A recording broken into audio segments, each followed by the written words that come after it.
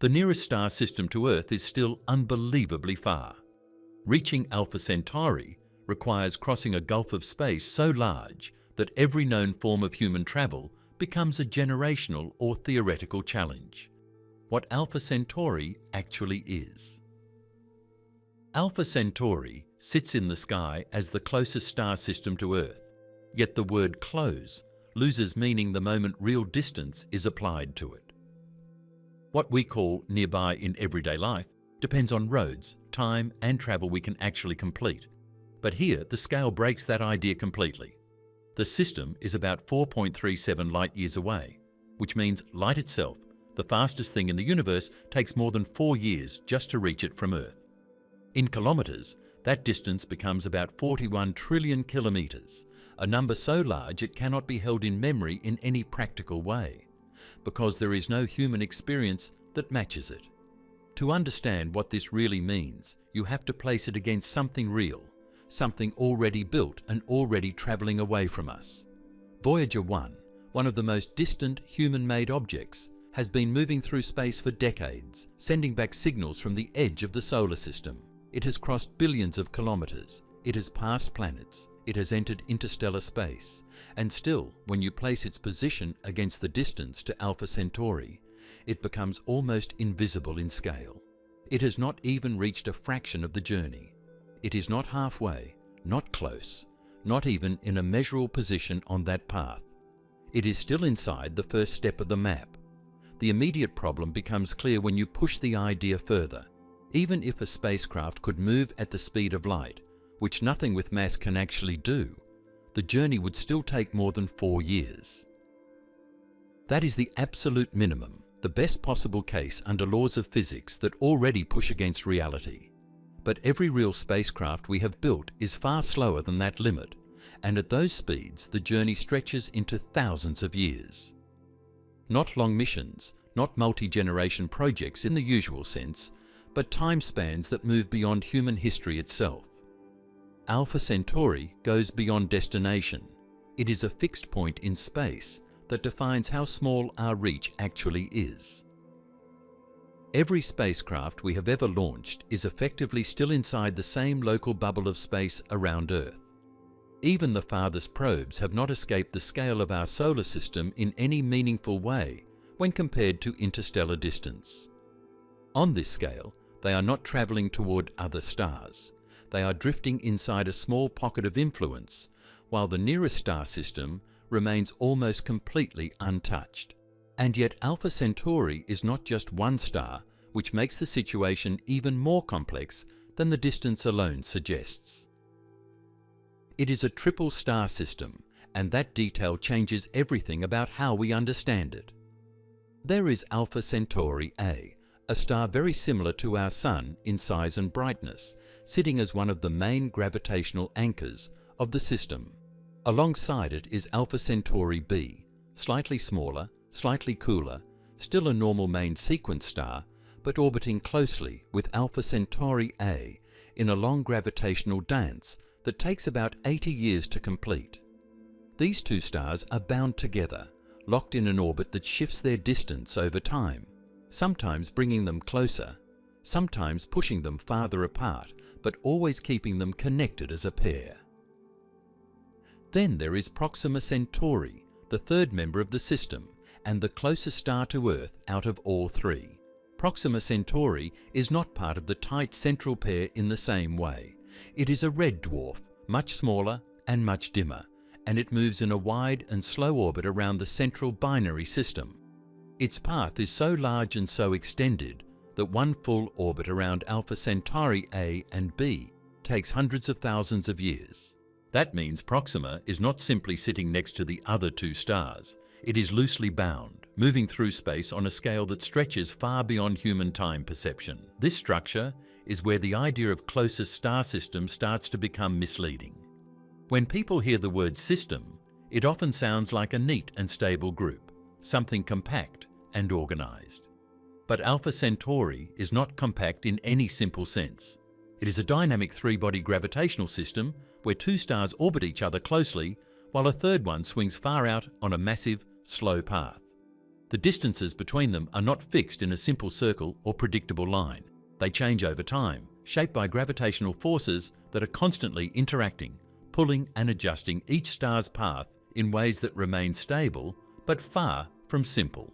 This complexity matters because it directly affects any idea of travel or exploration.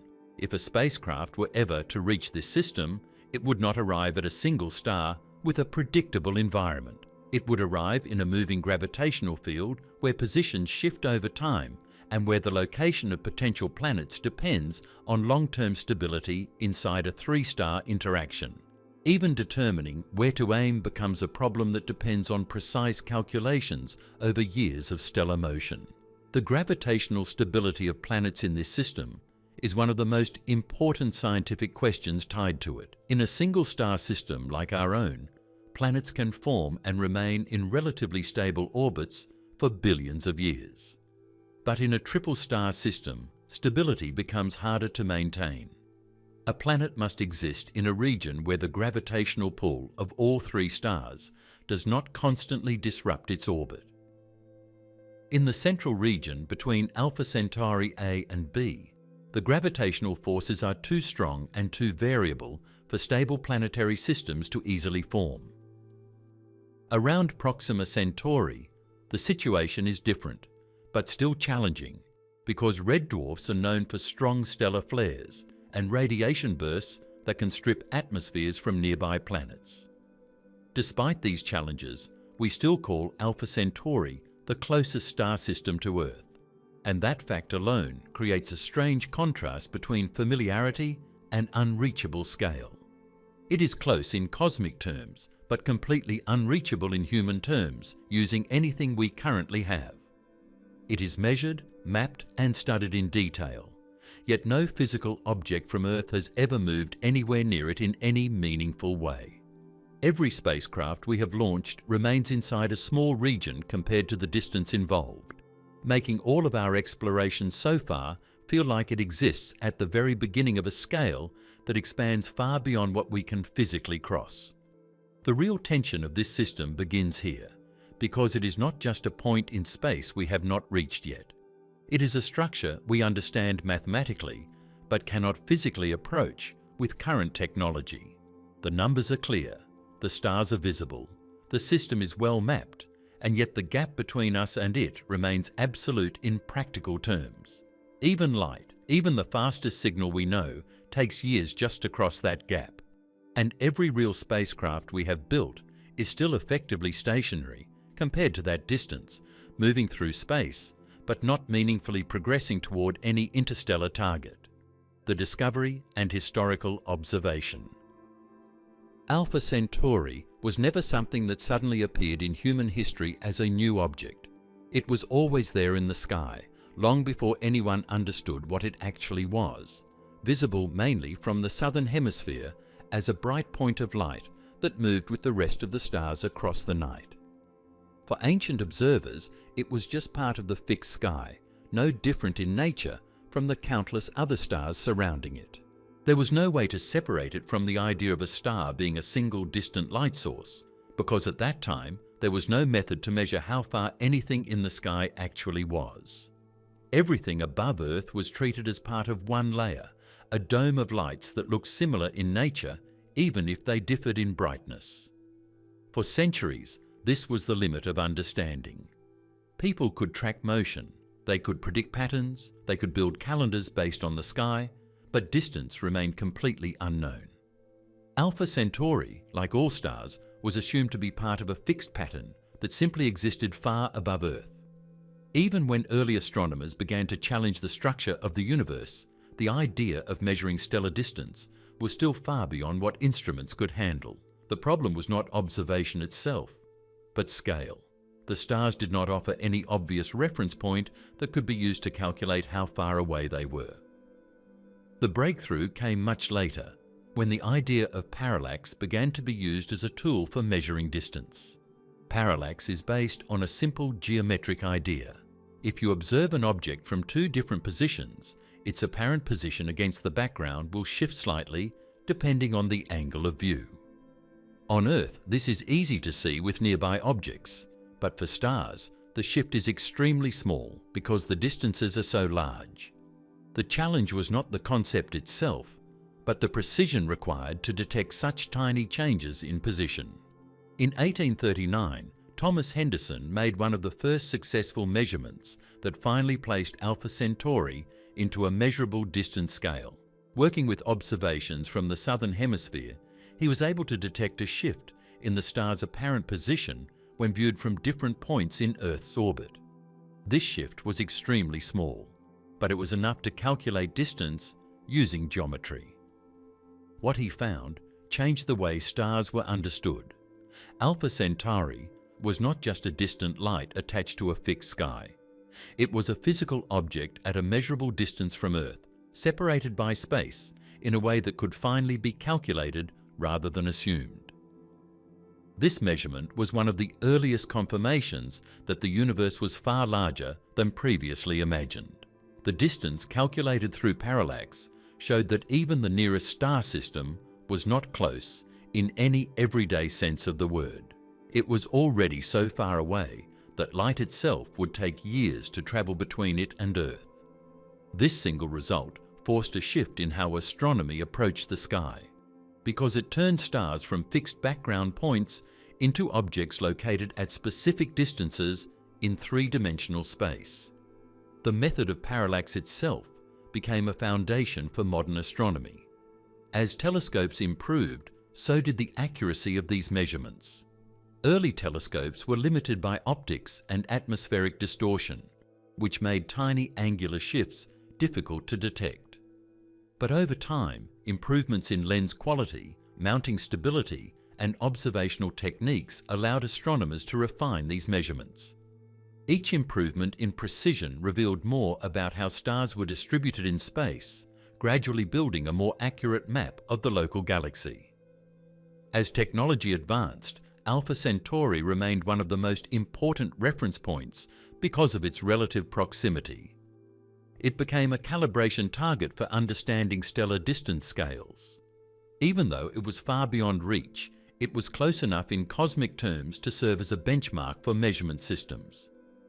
Every improvement in observational accuracy was tested against systems like Alpha Centauri to confirm that distance calculations were consistent across different methods.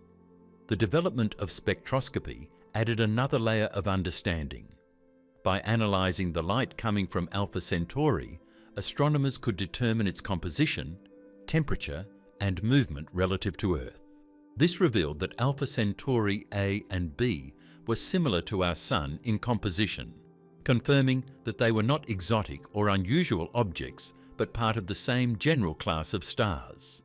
This was important because it meant that the nearest star system was not fundamentally different from our own, which later influenced ideas about planetary formation and habitability. As telescopes became more powerful, Alpha Centauri could be studied in greater detail, revealing that it was not a single star, but a multiple system. This discovery changed the interpretation of earlier observations. What had once appeared as a single point of light was now resolved into a complex system of gravitationally bound stars. The binary nature of Alpha Centauri A and B became clear, and later the presence of Proxima Centauri was confirmed as a separate but gravitationally associated object. The identification of Proxima Centauri added another layer to the system's complexity. It was discovered much later because of its dimness and distance from the central binary pair. Unlike the brighter stars, it did not stand out in early observations, but once detected, it became clear that it was the closest individual star to Earth, even though it is part of the same larger system. This shifted the focus of astronomical study because it meant that the nearest star was not part of the brightest visible pair, but instead a faint red dwarf that required careful observation to detect. Modern astronomy has taken this understanding much further using space-based instruments. One of the most important contributions in recent years has come from missions designed to map the positions and movements of stars with extremely high precision. These missions measure stellar positions not just from Earth, but from space, removing atmospheric distortion and allowing for much more accurate distance calculations. Among these efforts, large-scale sky mapping projects have refined the position and motion data for Alpha Centauri to an extraordinary level of precision. These measurements track not only where the stars are now, but how they are moving through space over time. This motion is important because it shows that Alpha Centauri is not fixed in place relative to the Sun. It is moving through the galaxy along its own path, slowly changing its position over long time scales, even while remaining the nearest star system to us. These modern catalogues allow astronomers to predict future positions of the system with increasing accuracy. The motion of Alpha Centauri A and B around each other and the wider motion of Proxima Centauri around the system are now mapped in detail using data collected over years of observation. This creates a dynamic picture of the system, not as a static object in space, but as a moving gravitational structure. The level of precision now available also confirms just how far away the system truly is. Even with the most advanced instruments, the distance remains so large that direct exploration is not something that current spacecraft can realistically achieve within human timescales. The measurements have become more accurate, but they have also reinforced the same basic conclusion that early parallax measurements first revealed. The nearest star system is still extremely far away, separated from us by distances that remain beyond physical reach using current technology. The real target, Proxima Centauri. B. For years, when people talked about Alpha Centauri, they were talking about stars. Bright stars, nearby stars, stars that represented the next great destination beyond our solar system. But eventually, the question changed. The real question was no longer, can we reach another star? It became, is there a world there? Because stars by themselves are not places anyone dreams about visiting. Planets are. Planets are where the real possibilities begin. Then, in 2016, astronomers announced something that immediately changed the entire conversation surrounding Alpha Centauri. Around the faint red dwarf star known as Proxima Centauri, they had found evidence of a planet. It was named Proxima Centauri b, and almost overnight, it became one of the most important worlds ever discovered. The reason was simple. This was not a planet hundreds of light years away. This was not another interesting object sitting on the far side of the galaxy. This was a planet orbiting the nearest star to our Sun, the nearest. Suddenly, the closest star system was no longer just a collection of distant suns. It now had a world attached to it. The discovery itself was not made by taking pictures of the planet.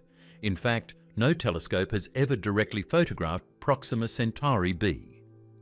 The planet was found using something called the radial velocity method, a technique that sounds complicated but works because stars do not sit perfectly still. When a planet orbits a star, the star's gravity pulls on the planet, but the planet also pulls on the star. The effect is tiny, almost unbelievably small, but it is there. As the planet moves around its star, the star itself begins to wobble slightly.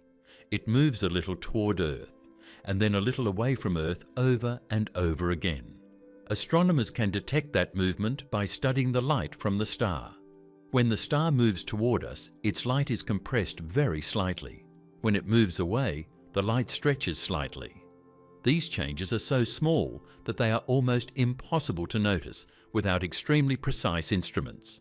Yet by measuring these shifts over a long period of time, astronomers can detect an invisible planet simply because its gravity is tugging on its parent star.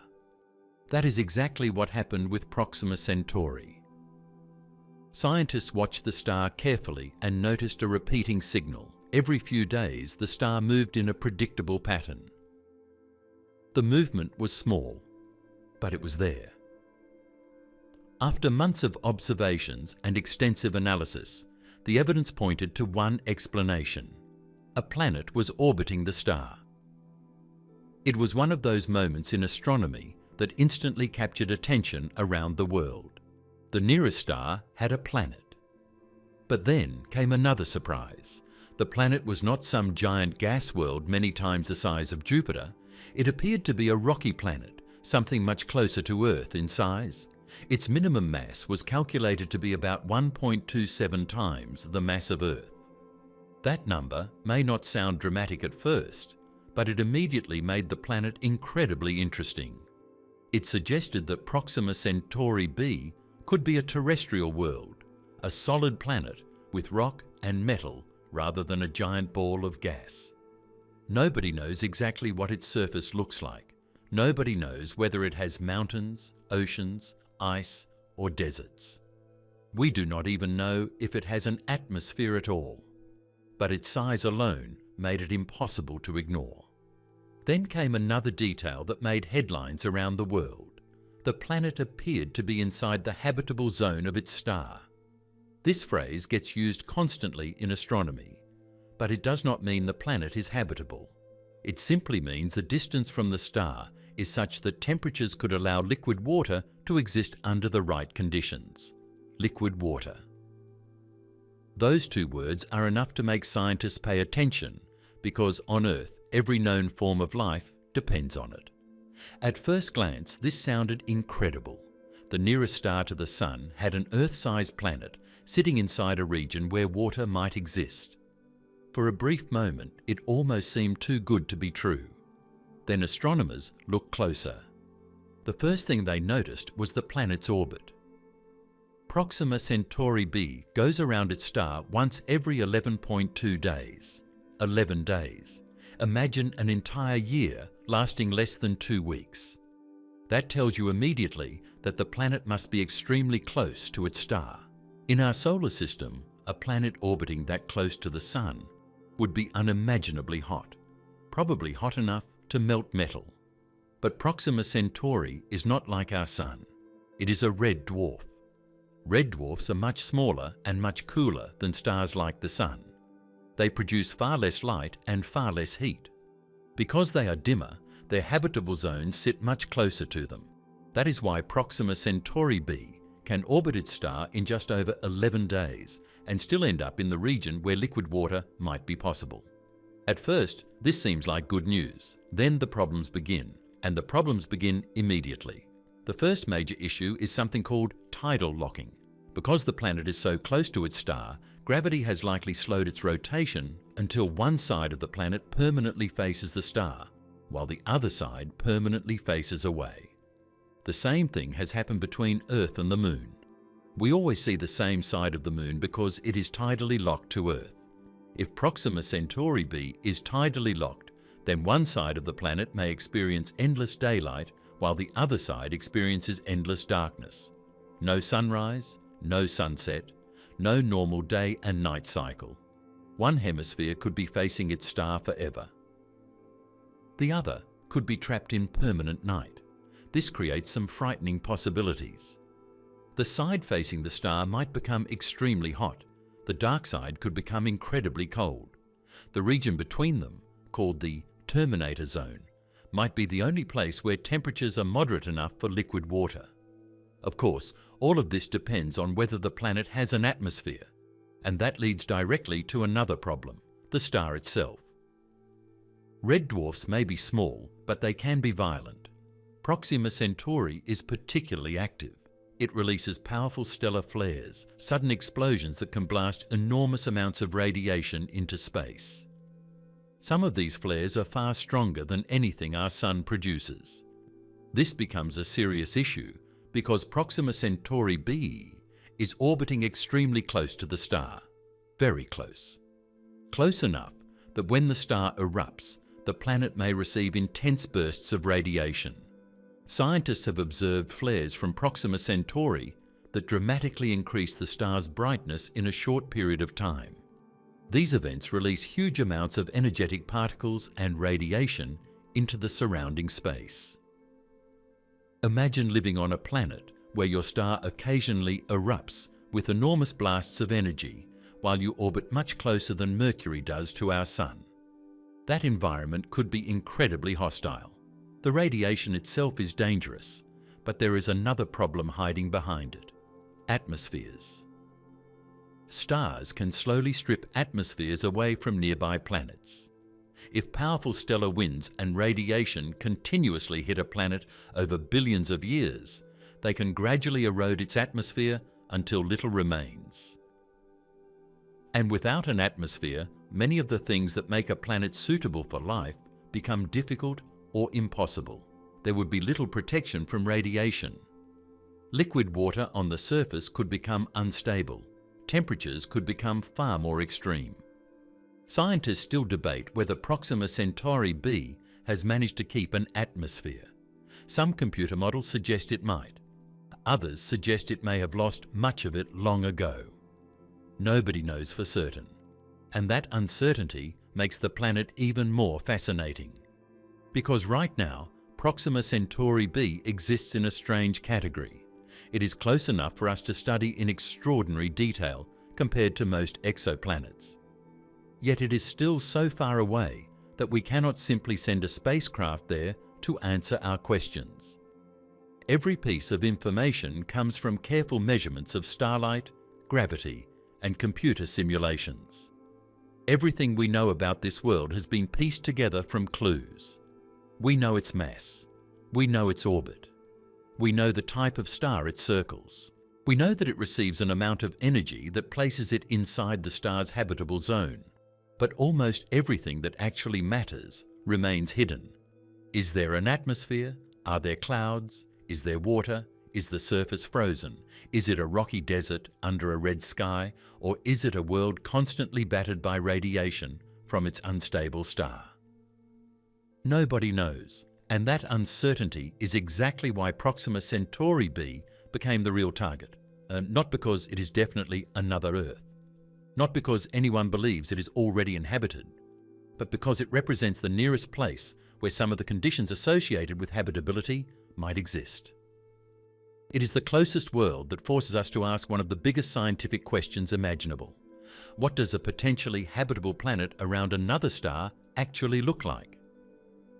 The frustrating part is that the answer is sitting right next door in cosmic terms, orbiting the nearest star beyond our Sun, and yet it remains completely beyond our physical reach, hidden behind more than 4 years of travel, even for light itself. Why this system became humanity's first interstellar target. There are billions of stars in the Milky Way. The number is so large that even saying it out loud barely captures what it means. Some estimates place the total at more than 100 billion stars, while others push the number even higher. Spread among those stars are countless planets, some frozen, some scorching hot, some likely covered in thick clouds, and some perhaps more similar to Earth than we can imagine. The galaxy is full of possible destinations, and yet, when scientists seriously talk about sending humanity's first mission beyond the solar system, almost every conversation leads back to the same place, Alpha Centauri. Not because it is the most interesting star system we know, not because it definitely has life, not because it contains the most Earth-like world ever discovered. It comes down to one thing: distance. The universe is so unimaginably large that distance becomes the first and biggest filter for every dream of interstellar travel. Before scientists ask whether a star has planets, before they ask whether those planets could support life, before they discuss what kind of mission should be sent, they have to answer one brutal question: can we even get there? For almost every star in the galaxy, the answer right now is no. That is what makes Alpha Centauri different. At around 4.37 light-years away, it sits in a category by itself. It is still unbelievably distant by human standards, but compared to every other star system around us, it is practically next door. That phrase, next door, sounds ridiculous when talking about a journey measured in trillions of kilometers, but in astronomy, it is completely accurate, because once you move beyond Alpha Centauri, the distances begin to climb very quickly. The next nearest stars are farther away, then farther still, then farther again. Every additional light year might not sound like much, but when your destination is already trillions upon trillions of kilometers away, every extra light year becomes a massive increase in difficulty. That is why Alpha Centauri became humanity's first realistic interstellar target. Not realistic in the sense that we can easily go there, realistic only because every other option is even harder. Think about it this way. Imagine someone tells you to walk to another city. The journey is impossible because the city is on another continent. Then they point at a second city and tell you it is twice as far away. Suddenly, the first city becomes the only one even worth talking about. That is Alpha Centauri. It is not close. It is simply the least impossible destination. This fact has shaped decades of scientific thinking. Whenever engineers discuss future interstellar probes, they almost always start with Alpha Centauri. Whenever astronomers debate what the first mission beyond the solar system should look like, Alpha Centauri is almost always at the center of the discussion. Whenever people imagine humanity finally reaching another star, they usually picture this system. The reason is simple. If we cannot reach the nearest star system, then every other interstellar dream becomes even more difficult. Alpha Centauri is the first step. It is the test. It is the proving ground. If one day we manage to send a probe there, it would represent the moment humanity stops being a species confined entirely to one star system. That alone makes it important. But then something happened that made Alpha Centauri even more interesting. Scientists discovered planets, and particularly Proxima Centauri b. That changed everything, because now the nearest star system was no longer just a collection of stars. It had become a place with worlds, with environments, with conditions that could potentially tell us something important about life in the universe. That immediately pushed the system to the top of scientific priority lists. Every telescope searching for signs of planets began paying closer attention. Every new study examining habitability included Alpha Centauri. Every new discussion about future missions mentioned it. The discovery of a potentially rocky world orbiting the nearest star transformed the system from an interesting astronomical object into something much bigger, a destination. There is another reason scientists focus so heavily on this system. Signals. The search for life beyond Earth is not only about visiting planets, it is also about listening. For decades, researchers involved in the search for extraterrestrial intelligence have paid special attention to nearby stars. If another technological civilization exists somewhere in our cosmic neighborhood, nearby systems would be the easiest places to detect signs of it. This is where Alpha Centauri becomes incredibly important. Any signal coming from there would reach Earth relatively quickly compared to signals from more distant stars. A message from a star 50 light-years away would already be old by the time it arrived. A signal from hundreds of light-years away would have been sent long before modern civilization even existed on Earth. But Alpha Centauri is close enough that communication delays, while still enormous by human standards, become much more manageable in cosmic terms. This makes the system an attractive target for radio observations and long-term monitoring. Scientists have spent years pointing instruments toward this region of space, searching for unusual patterns, strange signals, or anything that cannot easily be explained by natural processes. Nothing definitive has been found, but the interest remains. Because if you are going to search nearby stars for signs of life or technology, it makes sense to start with the nearest one. The system's importance also comes from something much simpler. We know more about it than almost any other star system beyond our own. Its stars have been studied for generations. Their movements are mapped with extraordinary precision. Their masses, temperatures, and characteristics are known in great detail. We understand their orbits better than those of most stars in our neighborhood. That knowledge matters. Sending a probe across interstellar space would be one of the most difficult engineering projects in human history. You do not choose a target casually. You choose a destination that is well understood. Alpha Centauri offers that advantage. It is close enough to observe in detail, close enough to measure accurately, close enough to monitor continuously, and that makes it a far better candidate than more distant systems that remain poorly understood. There is also a practical side to this discussion that often gets overlooked. Every future interstellar technology has to be tested against a real destination. Engineers need a target when calculating mission timelines, propulsion systems, communication delays, and navigation requirements. Without a destination, interstellar travel remains an abstract idea. Alpha Centauri gives scientists something concrete to work with. A real star system, a real distance, a real challenge. This is why so many concepts for future missions are built around it. Laser-driven probes, ultralight spacecraft, tiny robotic explorers. Many of these ideas were designed specifically because Alpha Centauri exists at a distance that is barely within the edge of what advanced future technology might accomplish. Even then, the timelines remain intimidating. A probe travelling at speeds far beyond anything humanity has ever achieved could still need decades to arrive. Decades. And that is for a machine, not people. The distance is still terrifying, but it is not completely outside the realm of imagination. That distinction matters, because once you move to stars farther away, the numbers become even more difficult. Travel times become longer, communication delays become longer, energy requirements become larger, mission risks increase, everything becomes harder. Alpha Centauri occupies a strange position in our understanding of the galaxy.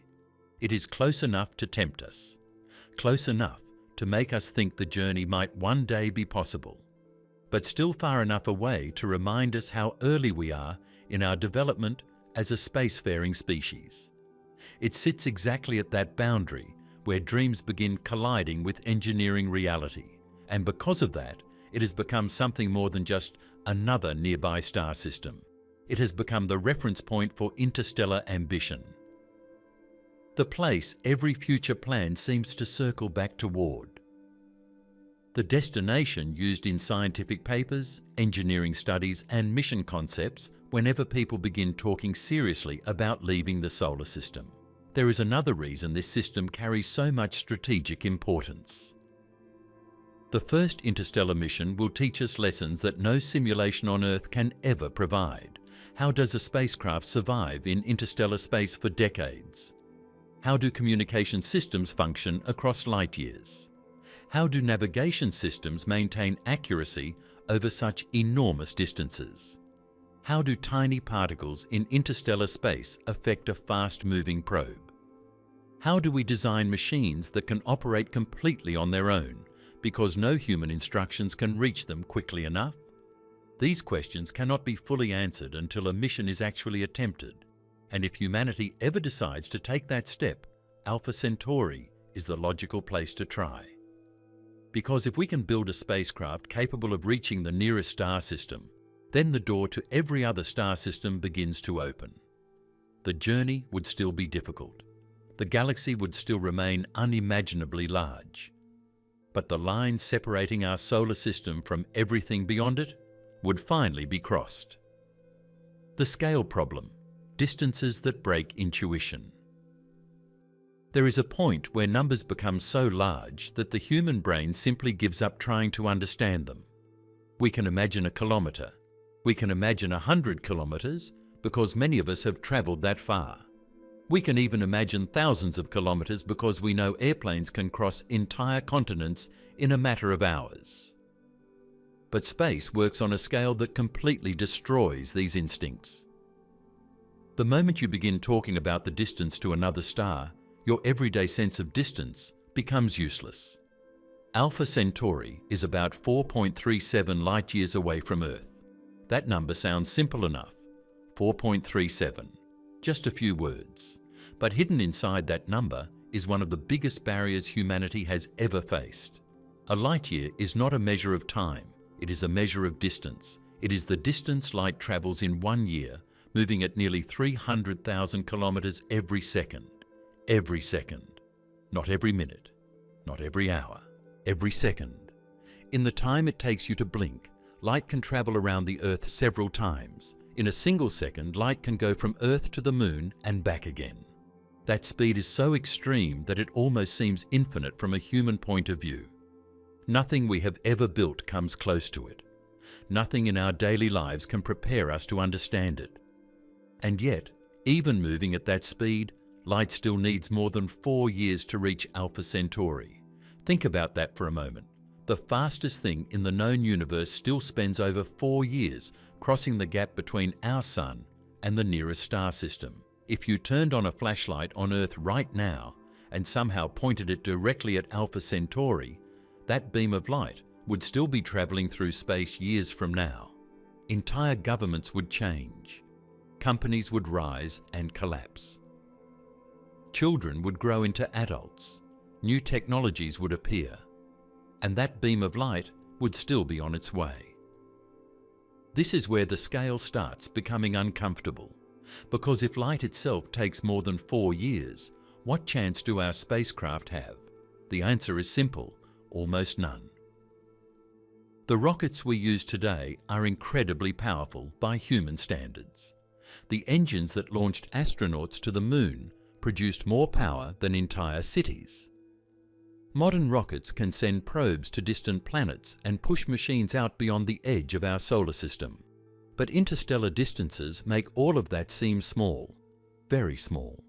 Chemical rockets work by burning fuel and throwing material out the back at high speed.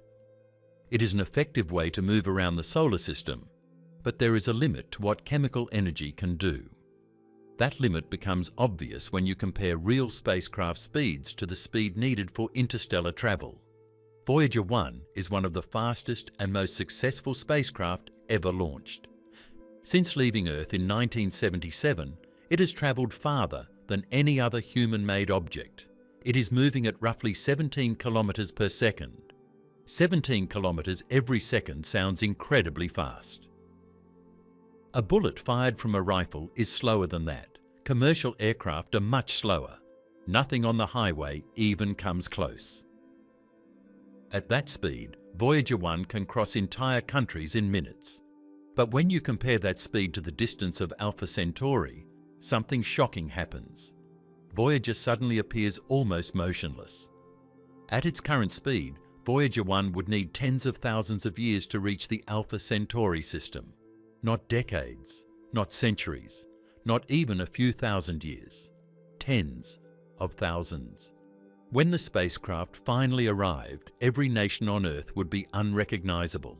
Every language would have changed. Every building standing today would be dust. Recorded history itself would be a tiny fraction of the journey. The pyramids are old by human standards. Human civilization feels ancient to us. Yet even all of recorded human history is shorter than the time Voyager would need to make that trip. That is the scale we are dealing with. And suddenly another realization appears. We are not even moving in the same category as interstellar space. We are operating at speeds that belong entirely to the solar system. To reach another star within a human lifetime, spacecraft would need to move not at tens of kilometers per second, but thousands of kilometers per second. Thousands. Some concepts require speeds reaching a significant fraction of the speed of light itself. That means moving tens of thousands of kilometers every second. The jump between 17 kilometers per second and tens of thousands of kilometers per second is not a simple upgrade. It is not a better engine. It is not a larger fuel tank. It is an entirely different level of technology. The gap is enormous. Imagine someone trying to build an airplane by slightly improving a bicycle. That is roughly the difference. Our current spacecraft are incredibly advanced machines, but they are still nowhere near the speeds needed to make interstellar travel practical. And this is where human intuition completely fails. The brain is not built to understand these distances. We evolved to think in terms of walking distances, driving distances, and perhaps flight times. Even the size of Earth is difficult to truly imagine. The distance to the Moon already feels enormous. The distance to Mars seems almost impossible. But Alpha Centauri exists so far beyond those scales that our normal way of thinking simply stops working. For example, sunlight reaches Earth in about 8 minutes. That seems reasonable. The Sun feels close. Radio signals from Mars can take several minutes to arrive depending on the planet's positions. That already feels inconvenient. But Alpha Centauri pushes these delays into years. If there was someone there and they sent a message today, we would not receive it for more than 4 years. If we immediately replied, they would not hear our answer for another 4 years. A simple conversation would take nearly a decade. Even information itself struggles with these distances. This is one of the reasons the nearest star system feels so strange. It is close enough to see in the sky, close enough to study with telescopes, close enough to measure in great detail. Yet it is so far away that even light cannot bridge the gap quickly. The human mind keeps trying to place it somewhere familiar, and every attempt fails. The scale is simply too large. Then comes the next problem, energy. Because speed is expensive, extremely expensive. Every increase in speed demands more energy. To push even a small spacecraft to a significant fraction of the speed of light requires enormous amounts of power. The numbers become so large that they start involving the energy production of entire countries. Some proposed interstellar missions require energy comparable to what human civilization produces over long periods of time. Think about that. Not the power output of one rocket, not one power plant, the output of civilization itself. The reason is simple. Kinetic energy rises rapidly as speed increases. Doubling speed does not merely double the challenge. The energy demands grow dramatically. To move a spacecraft fast enough to make an interstellar mission practical means investing amounts of energy that are difficult to comprehend. This is why interstellar travel is not simply a transportation problem. It is an energy problem, a civilization problem, a problem of scale. Even sending tiny probes at very high speeds would require massive systems dedicated entirely to accelerating them. Large laser arrays, gigantic power infrastructures, engineering projects far beyond anything humanity has built in space. And all of this effort would be directed toward the nearest star. The nearest. That word becomes more unsettling every time you think about it. Because if this is what the closest destination demands, what happens when you consider stars that are 10 light years away? 20? 100? The numbers become even more intimidating. The energy requirements become even greater. Travel times stretch further. Communication delays become longer. Everything grows harder. This is why the scale of interstellar space feels almost cruel from a human perspective. The universe allows us to see other stars. It allows us to study them. It allows us to discover planets around them. But it places them at distances so enormous that reaching them becomes one of the greatest challenges imaginable. Alpha Centauri forces us to face that reality directly, because it is not some distant object on the edge of the galaxy. It is our nearest neighbor, the closest star system in existence. And even that destination sits behind a gulf of space so vast that our fastest spacecraft are barely moving in comparison. On an interstellar scale, humanity is still standing at the shoreline, looking across an ocean so large that even light needs years to cross it, while our most advanced machines drift forward at speeds that make them seem almost perfectly still. Propulsion reality check: what we can actually build. The moment people hear that Alpha Centauri is the nearest star system to Earth, the first question usually sounds simple enough. Why don't we just build a faster spacecraft? It feels like a reasonable question because that has always been the answer throughout human history. When crossing an ocean took too long, we built steamships. When crossing continents took too long, we built airplanes. Every transportation problem seemed to have the same solution: build something faster. But the journey to another star is where that logic finally breaks. The problem is not that we need a somewhat better engine or a larger rocket. The problem is that the distance is so enormous that almost every propulsion system humanity has ever built becomes practically useless. Take chemical rockets, the same type of propulsion that carried astronauts to the moon and sent probes to every major planet in the solar system. These engines work by burning fuel and throwing hot gas out of the back of the spacecraft. It is a proven technology. It works extremely well for missions inside our planetary neighbourhood. Without chemical propulsion, human space exploration would barely exist. But when you apply chemical rockets to Alpha Centauri, the numbers become almost absurd. A spacecraft using traditional chemical propulsion would need tens of thousands of years to reach the nearest star. That is not because engineers have failed to make better rockets. It is because chemical reactions simply do not contain enough energy. The amount of energy stored inside rocket fuel has limits. You can improve efficiency, redesign engines, and reduce weight, but eventually physics closes the door. The issue becomes even worse because rockets have to carry their own fuel. If you want to go faster, you need more fuel. But adding more fuel makes the spacecraft heavier. A heavier spacecraft needs even more fuel. That extra fuel adds even more weight. The cycle becomes almost impossible to escape. At a certain point, the spacecraft turns into a giant fuel tank carrying even larger fuel tanks, all to move a relatively small payload. This problem has haunted rocket design from the beginning of the space age. And when you start talking about another star system, it becomes a nightmare. Even our most powerful rockets barely reach speeds that matter on an interstellar scale. The Saturn V was a monster of a machine. It was taller than many buildings and generated enough power to shake the ground for kilometers. Yet even that incredible vehicle would be hopelessly inadequate for a mission to Alpha Centauri. This is why scientists quickly realized that chemical propulsion is not the answer, not for another planet, not for another star. If humanity ever goes to Alpha Centauri, it will not be using a giant version of today's rockets. The next idea was nuclear propulsion. The word itself sounds powerful because nuclear energy contains vastly more energy than chemical fuel. A small amount of nuclear material can release an enormous amount of power, far more than burning fuel ever could. This led to the concept of nuclear thermal rockets. The idea is surprisingly simple. Instead of using chemical reactions to heat and expel gas, a nuclear reactor heats the propellant to extremely high temperatures and throws it out of the engine at much greater speeds.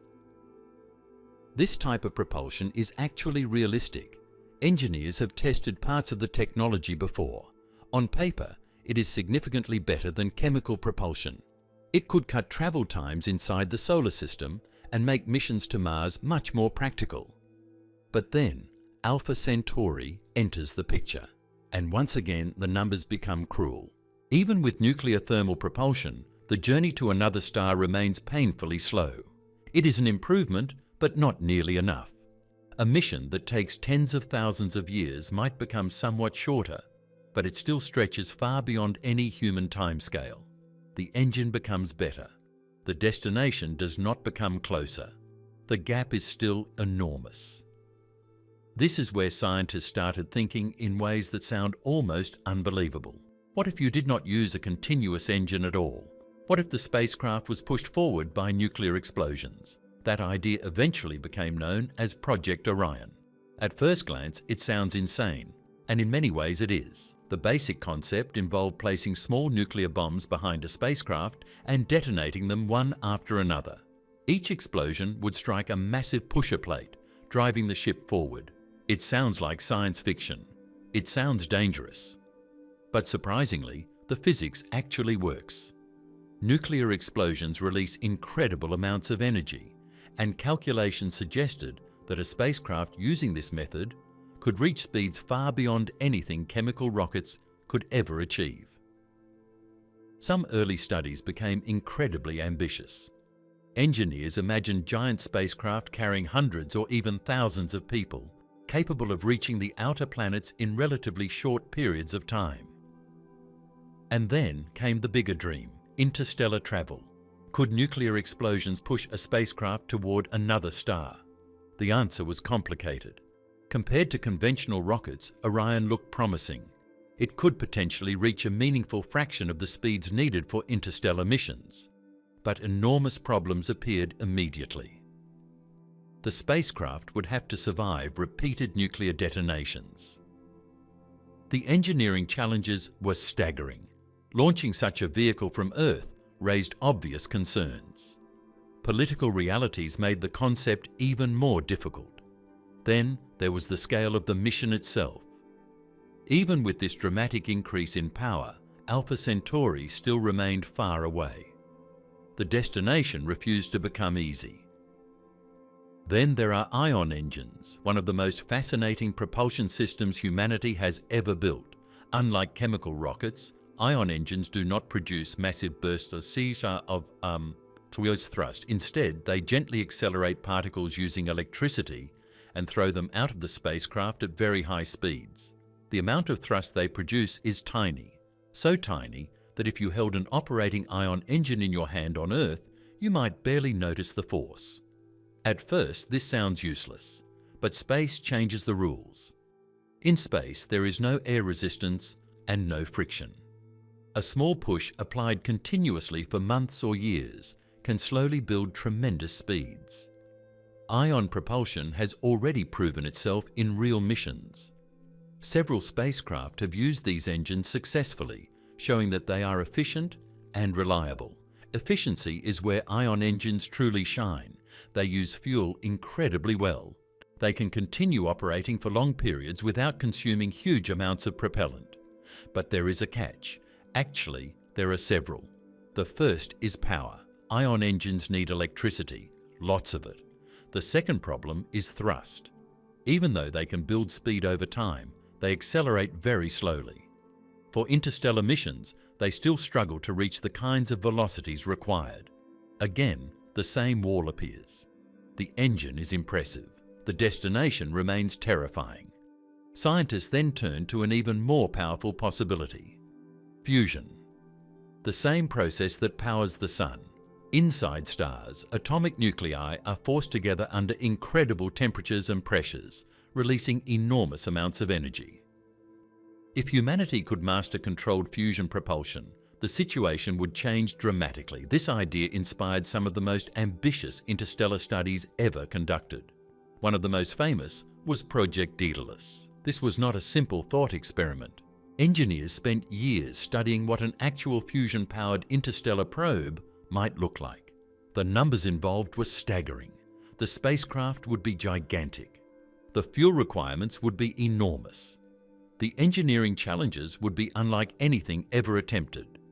Yet for the first time, there appeared to be a propulsion system that could potentially reach a meaningful fraction of the speed of light. The mission concepts were breathtaking. A probe could travel to another star within a human lifetime. Not quickly, not comfortably, but within a time frame that people could at least understand. Later studies, including Project Icarus, continued exploring these ideas, updating them with modern technology and new engineering approaches. The basic dream remained the same: use fusion to break free from the limits of traditional rockets. But there is one major problem. Humanity still does not have practical fusion power on Earth. We have spent decades trying to master it. Some of the brightest scientists and engineers on the planet have devoted their careers to it. The challenge is enormous because fusion demands extraordinary conditions. Temperatures become hotter than the center of the Sun.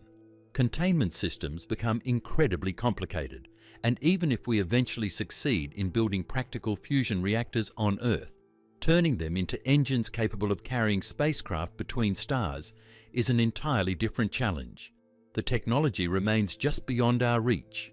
Then comes perhaps the most extreme idea of all: antimatter.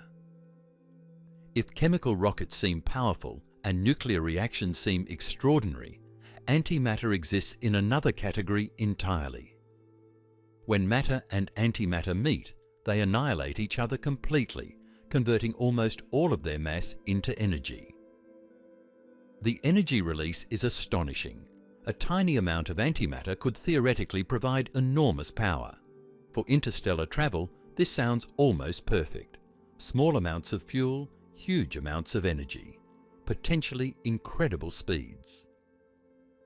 On paper, antimatter propulsion may be one of the most efficient methods imaginable.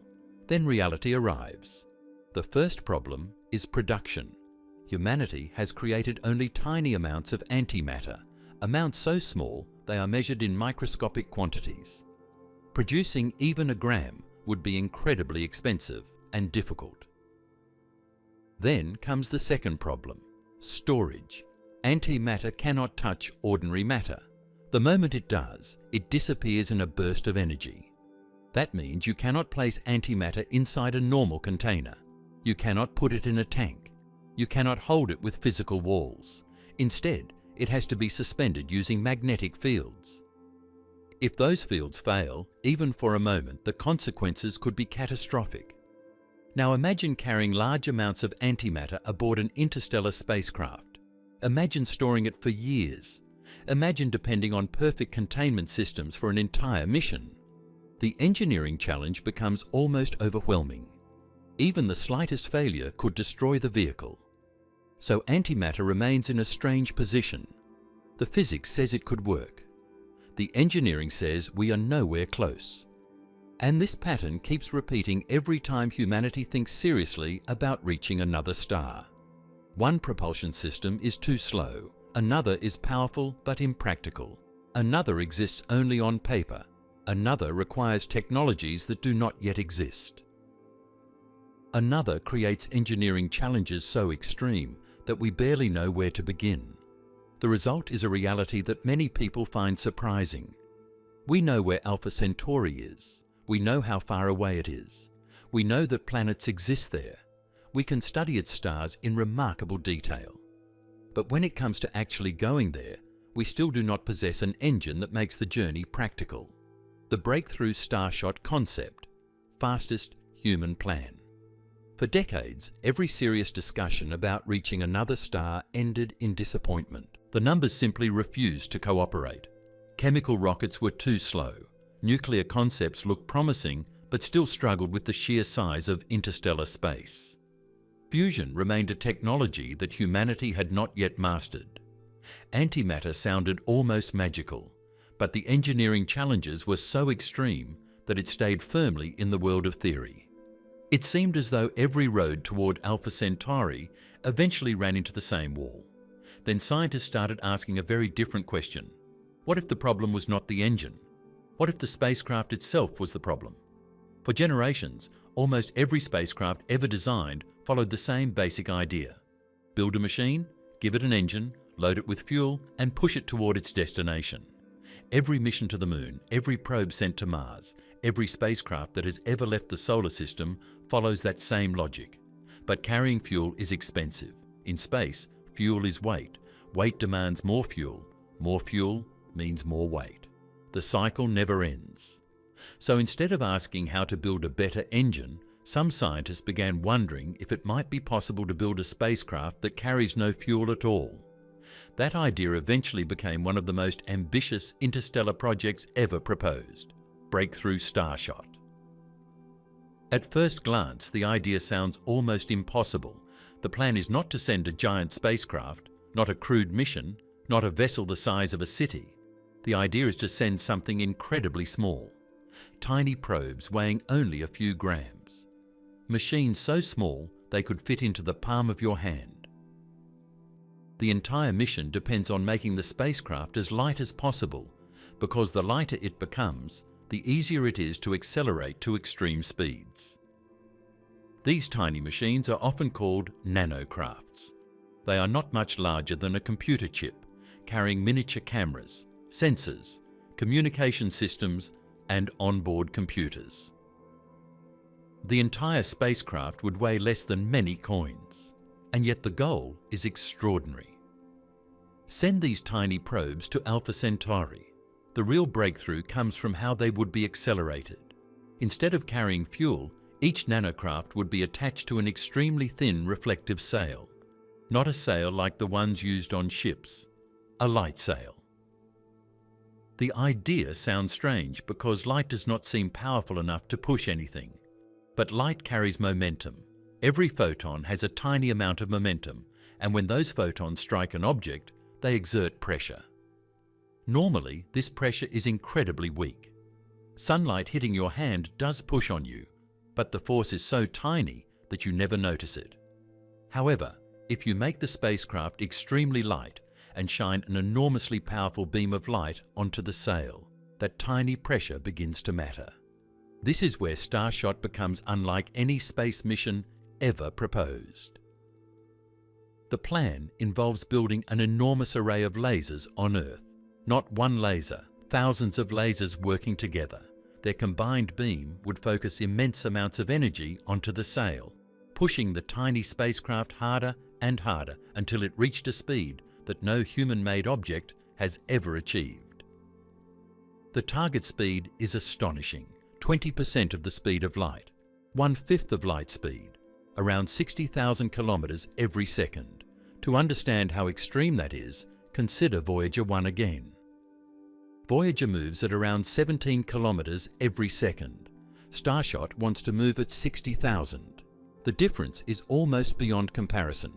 At that speed, the trip to Alpha Centauri changes completely. Instead of taking tens of thousands of years, the journey could potentially be completed in around 20 years. 20. That is still a long mission, but suddenly it becomes something entirely different. A person involved in designing the mission could still be alive when the probe arrived.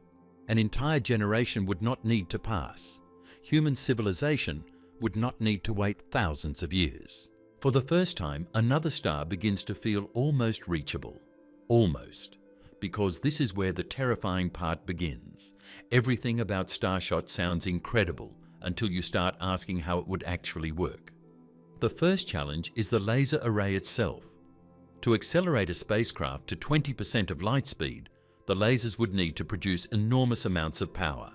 Not for years, not for months, but for several minutes of intense acceleration. The energy involved is staggering. The laser system would be one of the largest engineering projects humanity has ever attempted. The array could stretch over kilometers. It would require extraordinary precision because every laser would have to work together as though they were a single machine. A tiny error could ruin the mission. Then comes another problem, the beam itself. Keeping a laser focused over enormous distances is extremely difficult. Even tiny spreading of the beam becomes a major issue. The spacecraft is incredibly small, and the sail is extremely thin. The laser has to remain accurately pointed at an object that is rapidly accelerating away from Earth. Imagine trying to shine a flashlight onto a grain of sand while that grain of sand is moving away at thousands of kilometers every second. Now imagine doing it with enough precision to push the object to 1/5 the speed of light. The challenge is almost unbelievable. Then there is the sail itself. The sail must be incredibly thin, extremely lightweight, yet strong enough to survive one of the most intense laser bombardments ever attempted. If the sail absorbs too much energy, it could heat up and fail. If it wrinkles or bends, it could become unstable. If one part accelerates differently from another, the spacecraft could tumble out of control. And this brings us to another enormous problem: stability.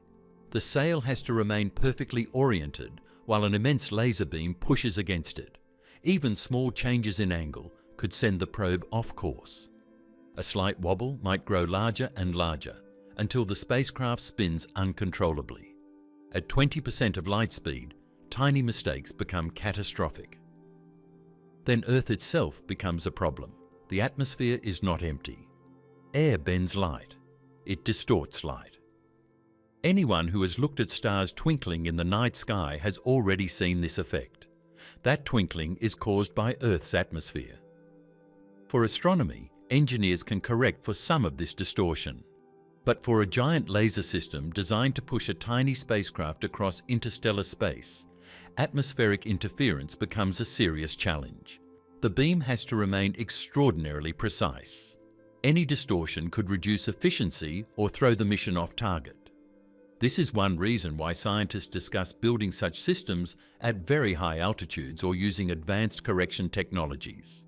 The Earth itself becomes an obstacle that has to be overcome before the spacecraft even leaves home. Then comes perhaps the biggest problem of all. The probe can accelerate, but how does it stop? This is one of the least talked about challenges in interstellar travel. Starshot is essentially a flyby mission. The spacecraft races toward Alpha Centauri at incredible speed. But once it arrives, there is no engine waiting to slow it down, no giant brakes, no fuel reserves, nothing. The probe simply keeps moving. At 20% of light speed, the spacecraft would pass through the Alpha Centauri system incredibly quickly. The entire opportunity to collect data could be measured in hours or even less, depending on what exactly the probe encounters. Imagine traveling for 20 years only to rush through your destination in a tiny fraction of that time. Slowing down would require another enormous technological leap. Some scientists have proposed using magnetic fields, light from the destination stars, or other advanced techniques to reduce speed. But none of these ideas are easy. Some remain highly theoretical. Others require technologies we do not yet possess. Reaching another star is difficult. Stopping there may be even harder. And then there is another problem hiding behind all of this: relativity. At ordinary speeds, relativity seems like something that belongs in physics textbooks. It does not affect daily life. Cars do not need to account for it. Airplanes do not need to account for it in any noticeable way. But when you start approaching significant fractions of the speed of light, relativity becomes impossible to ignore. 20% of light speed is enough for relativistic effects to begin appearing. Time itself behaves differently, not dramatically at this speed, but enough that it becomes part of the calculations. Clocks on the spacecraft would not match clocks on Earth perfectly. Time would pass differently for the probe. The effects are not huge, but they are real. This is one of the strangest consequences of Einstein's understanding of the universe. Speed does not simply change how quickly you move through space. It changes the relationship between space and time itself. And the faster you go, the more dramatic these effects become. This leads directly to another terrifying reality. Getting closer to the speed of light becomes increasingly difficult. The energy required begins rising enormously. You cannot simply keep adding power and expect a spacecraft to approach light speed in a straightforward way. The closer you get, the harder every additional increase becomes. The universe itself seems to resist being pushed to those extremes. This is tied to one of the deepest principles in physics. Mass and energy are connected. Energy and matter are two forms of the same underlying reality. Accelerating an object to relativistic speeds demands extraordinary amounts of energy, and the closer you move towards light speed, the more severe the requirements become. Eventually, the numbers become so large that they stop looking like engineering challenges and begin looking like fundamental limits. This is why near-light travel is not simply a matter of building bigger engines. It is not the same kind of problem as making a car faster or building a stronger rocket. The rules themselves begin changing. Relativity enters the picture. Energy demands explode. Every small increase in speed becomes harder than the one before. This is why the speed of light remains such a powerful boundary in physics. Not because scientists lack imagination, not because engineers lack ambition, but because the universe itself imposes extraordinary costs on anything trying to move that fast. And that is what makes breakthrough starshot so fascinating. It is one of the few serious proposals that does not completely ignore these realities. Instead of trying to send huge spacecraft, it shrinks the payload until extreme speeds become imaginable. Instead of carrying fuel, it leaves the energy source behind on Earth. Instead of demanding impossible travel times, it attempts to reduce the journey to something that human beings could actually witness. Yet even this bold idea remains filled with challenges that have never been solved. The lasers do not exist. The sail does not exist. The engineering has not been proven. The deceleration problem remains unanswered, and the deeper physics of relativistic travel still hangs over the entire project, reminding us that even our fastest human plan is still an attempt to negotiate with some of the hardest limits in the universe. The interstellar medium is not empty. One of the biggest misunderstandings about space is the idea that it is empty. From Earth, when we look up at the night sky, The darkness between stars looks like a void, something completely clear and open, almost like a straight path waiting for a spacecraft to travel through it without resistance. But the reality changes completely once you start talking about interstellar travel, because that empty space is not empty at all. It is filled with particles, radiation, and invisible hazards that become extremely important once anything starts moving fast enough to cross star systems. Between stars, there is hydrogen floating in extremely thin amounts, along with tiny dust particles that are spread across enormous distances. At normal speeds inside a planetary system, these particles are harmless. A spacecraft moving at tens of kilometers per second barely notices them. They are too small, too sparse, too spread out to matter in any meaningful way. But everything changes the moment speed enters a different category, the kind of speeds that interstellar missions would require. At 20% of the speed of light, even the smallest particle stops being harmless. A grain of dust at that speed is no longer something you drift through quietly. It becomes a high-energy impact event. The energy involved is so large that even microscopic particles carry the force of something closer to a weapon strike than a collision with dust. A spacecraft moving at that velocity would not simply be travelling through space, it would be constantly exposed to a stream of high-energy impacts that build up over time and create conditions that engineers must treat as serious structural threats. Every tiny hydrogen atom becomes a moving projectile. Every dust particle becomes a potential source of damage. Over a journey that lasts years, even a sparse environment becomes a continuous hazard. The spacecraft is no longer gliding through a calm vacuum. It is effectively moving through a field of fast-moving microscopic threats that cannot be avoided. And this is only one layer of the environment. Outside the protective bubble of the solar system, another shield disappears, the heliosphere. The heliosphere is created by the solar wind, a stream of charged particles flowing outward from the Sun. It forms a protective region that surrounds the entire solar system, pushing away a large portion of incoming cosmic radiation from deep space. Inside this bubble, Earth and the planets benefit from a reduced level of exposure to high-energy particles coming from the galaxy. But once a spacecraft leaves this region, that protection is gone. What remains is raw interstellar space. This means exposure to cosmic rays increases significantly.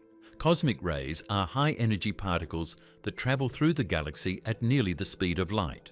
They originate from powerful cosmic events, such as supernovae and other extreme processes that accelerate particles to enormous energies. On Earth, most of this radiation is blocked by the atmosphere and magnetic field. That is why life can exist on the surface. Without that protection, exposure would be far more dangerous. For an interstellar probe, this becomes a constant background condition. Radiation is no longer something that can be avoided or shielded against occasionally. It becomes part of the environment the entire time the spacecraft is in transit. Over a journey lasting decades, this radiation can slowly degrade electronics, damage sensitive systems, and affect long-term reliability. Every component on board must be designed with this constant exposure in mind, because there is no opportunity for repair once the spacecraft is gone. And this leads directly into one of the most difficult engineering problems in interstellar travel: shielding. Any spacecraft leaving the solar system and entering interstellar space must protect itself not only from radiation, but also from physical impacts. At high speeds, even tiny particles can produce damage that builds up over time. A thin layer of shielding may not be enough, but adding more shielding creates another problem, because extra mass slows the spacecraft down and makes acceleration more difficult. This creates a constant trade-off between protection and speed. Too little shielding leaves the spacecraft vulnerable. Too much shielding makes the mission impossible to accelerate to the required velocities. Engineers are forced to find a balance in a situation where both options carry serious risks, and this is only the physical environment. There is another challenge that is completely different in nature, but just as important: communication. At first, communication in space feels simple. We send signals to satellites, to the Moon, to Mars rovers. We receive images, data, and instructions. There is a feeling that as long as we have radio technology, we can stay connected to anything we send out. But interstellar distances break this idea completely.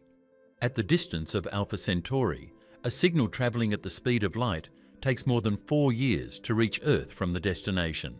That means any communication from the spacecraft cannot arrive quickly. Every message sent outward or received inward is separated by years of delay. A simple one-way message takes over 4 years. A reply takes over 8 years. By the time a question is asked and answered, almost a decade has passed. This makes real-time communication impossible. There is no conversation. There is no immediate feedback.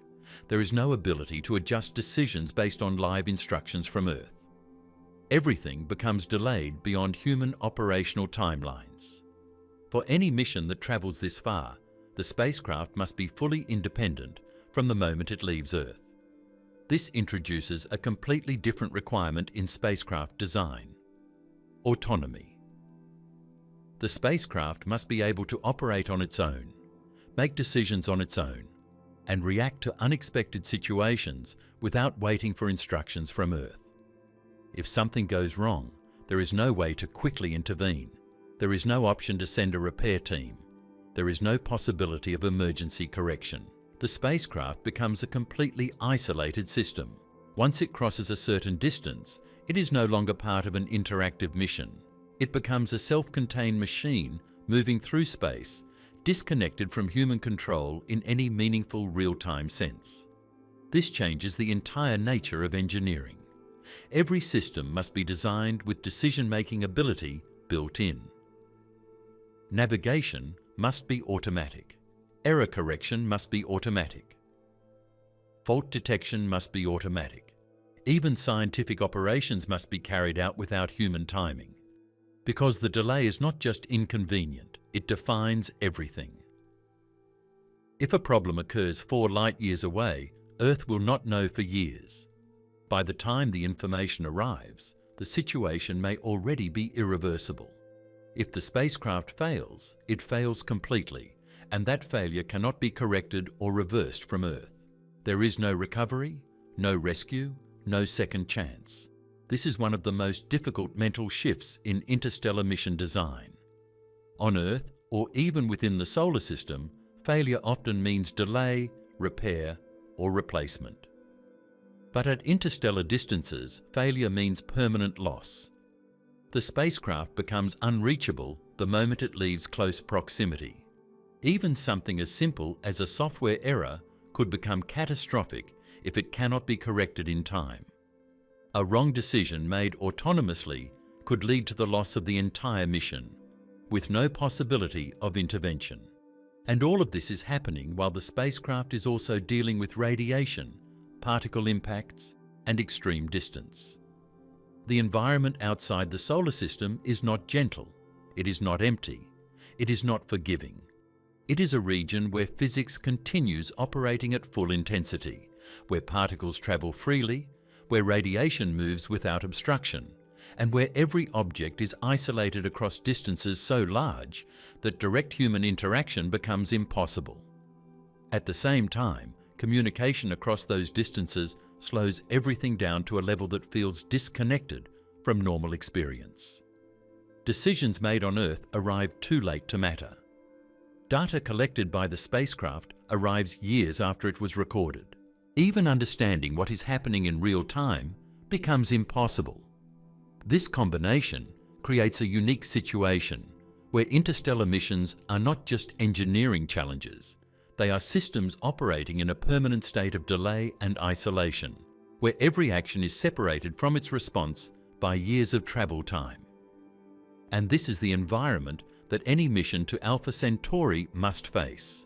Not just distance, not just speed, but a complete breakdown of what humans normally think of as communication, control, and immediate interaction with machines.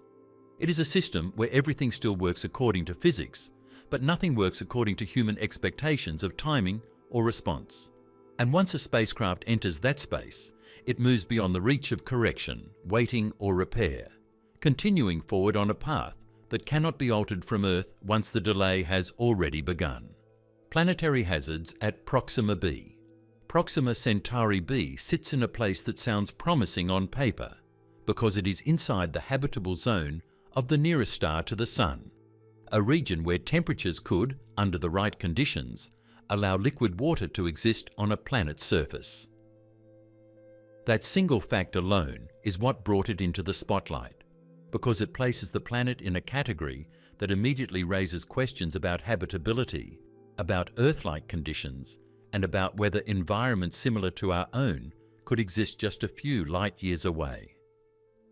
But the moment scientists began looking deeper into how this planet actually behaves, the picture became far more complicated and in many ways far more hostile than the initial discovery suggested. One of the first and most important issues is tidal locking, which is almost unavoidable for a planet that orbits so close to its star.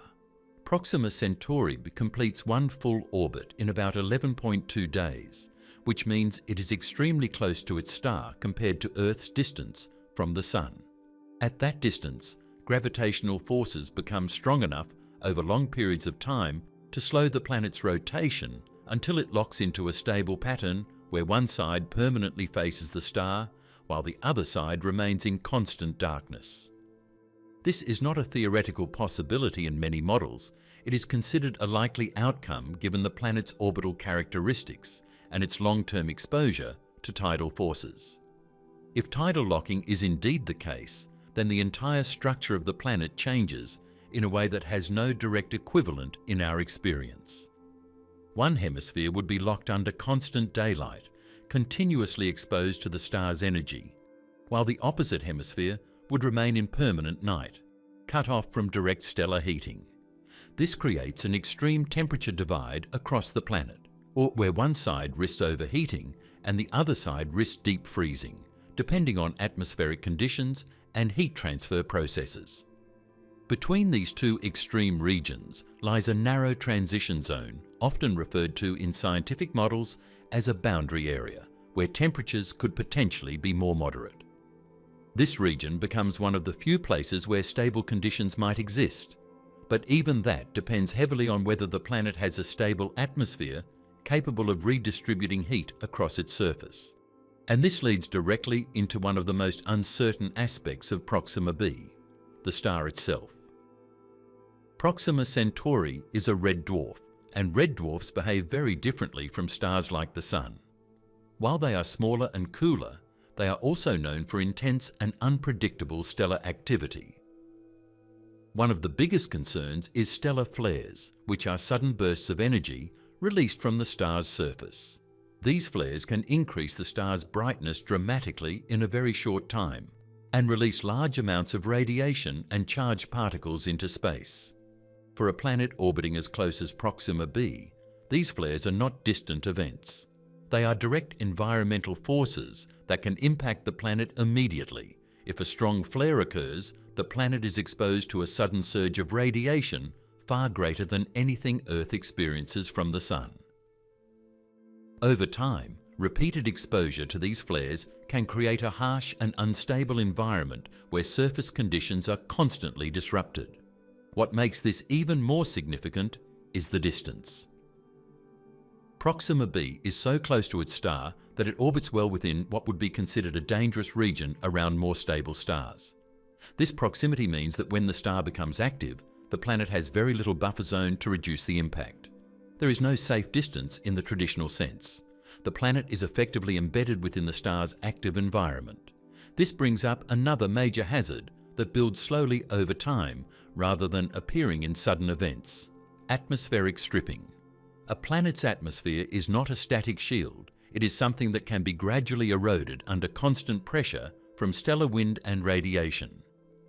In the case of Proxima b, the combination of close orbital distance and strong stellar activity raises serious questions about whether the planet could retain a thick, stable atmosphere over billions of years. If high-energy particles from the star continuously strike the upper layers of the atmosphere, they can gradually strip lighter elements away into space. Over long periods, this process can thin or even remove significant portions of the atmosphere, leaving behind a much more exposed surface. Without a strong magnetic field or other protective mechanisms, this process becomes even more severe. The loss of an atmosphere changes everything about a planet. It affects temperature regulation, radiation protection, and the ability to maintain stable surface conditions. Even if a planet is located in the habitable zone, the absence of a protective atmosphere can turn that potential into something far less stable. This leads directly into another major concern: radiation levels on the surface.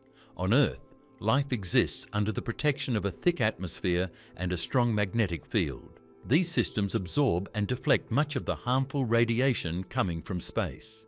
Without them, surface exposure would be far more dangerous. On Proxima b, depending on how strong its atmospheric and magnetic protections are, radiation levels could be significantly higher than what life on Earth is adapted to handle.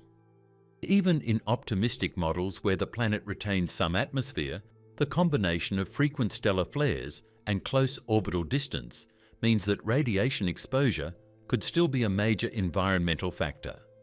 On the surface, this might translate into conditions where living organisms, if they exist, would need strong protective adaptations or shielding mechanisms to survive. Scientists often compare such environments to Earth's surface conditions, where radiation levels are relatively low and stable, versus environments where radiation fluctuates dramatically due to external cosmic events.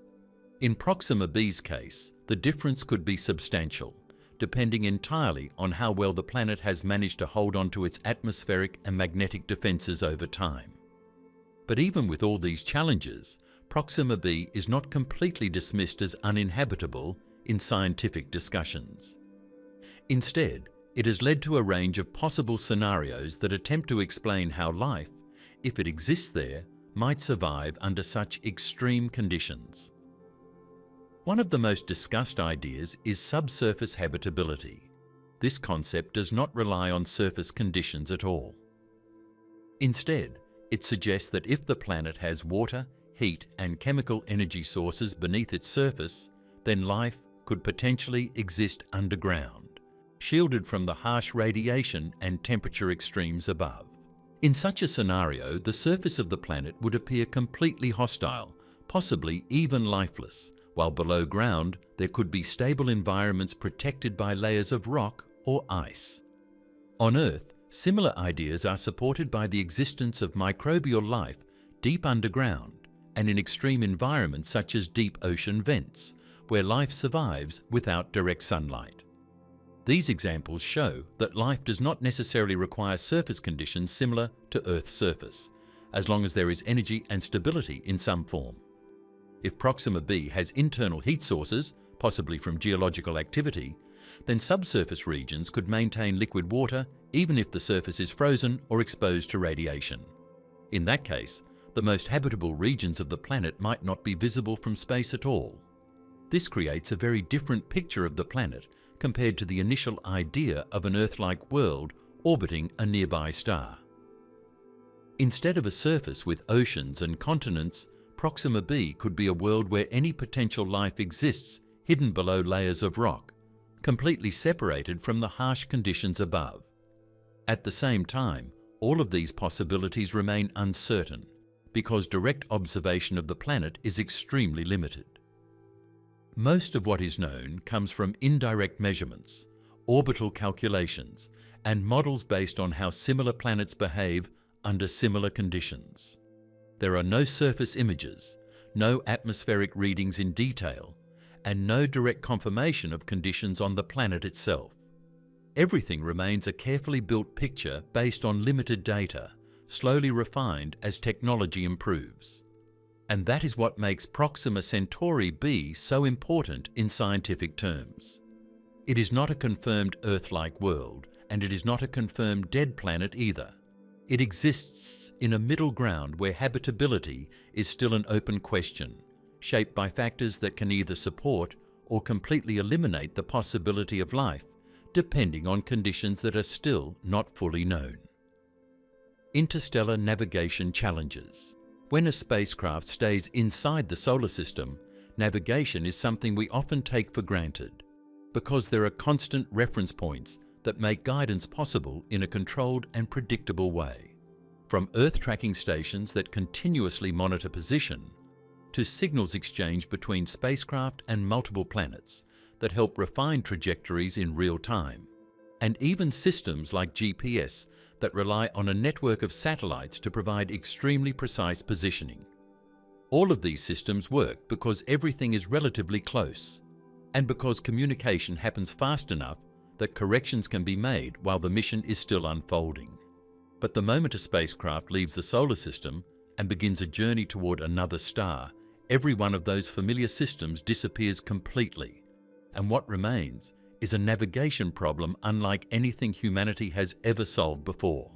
At interstellar distances, there is no GPS, no nearby satellite network, and no external positioning system that can provide continuous updates about where the spacecraft is in real time.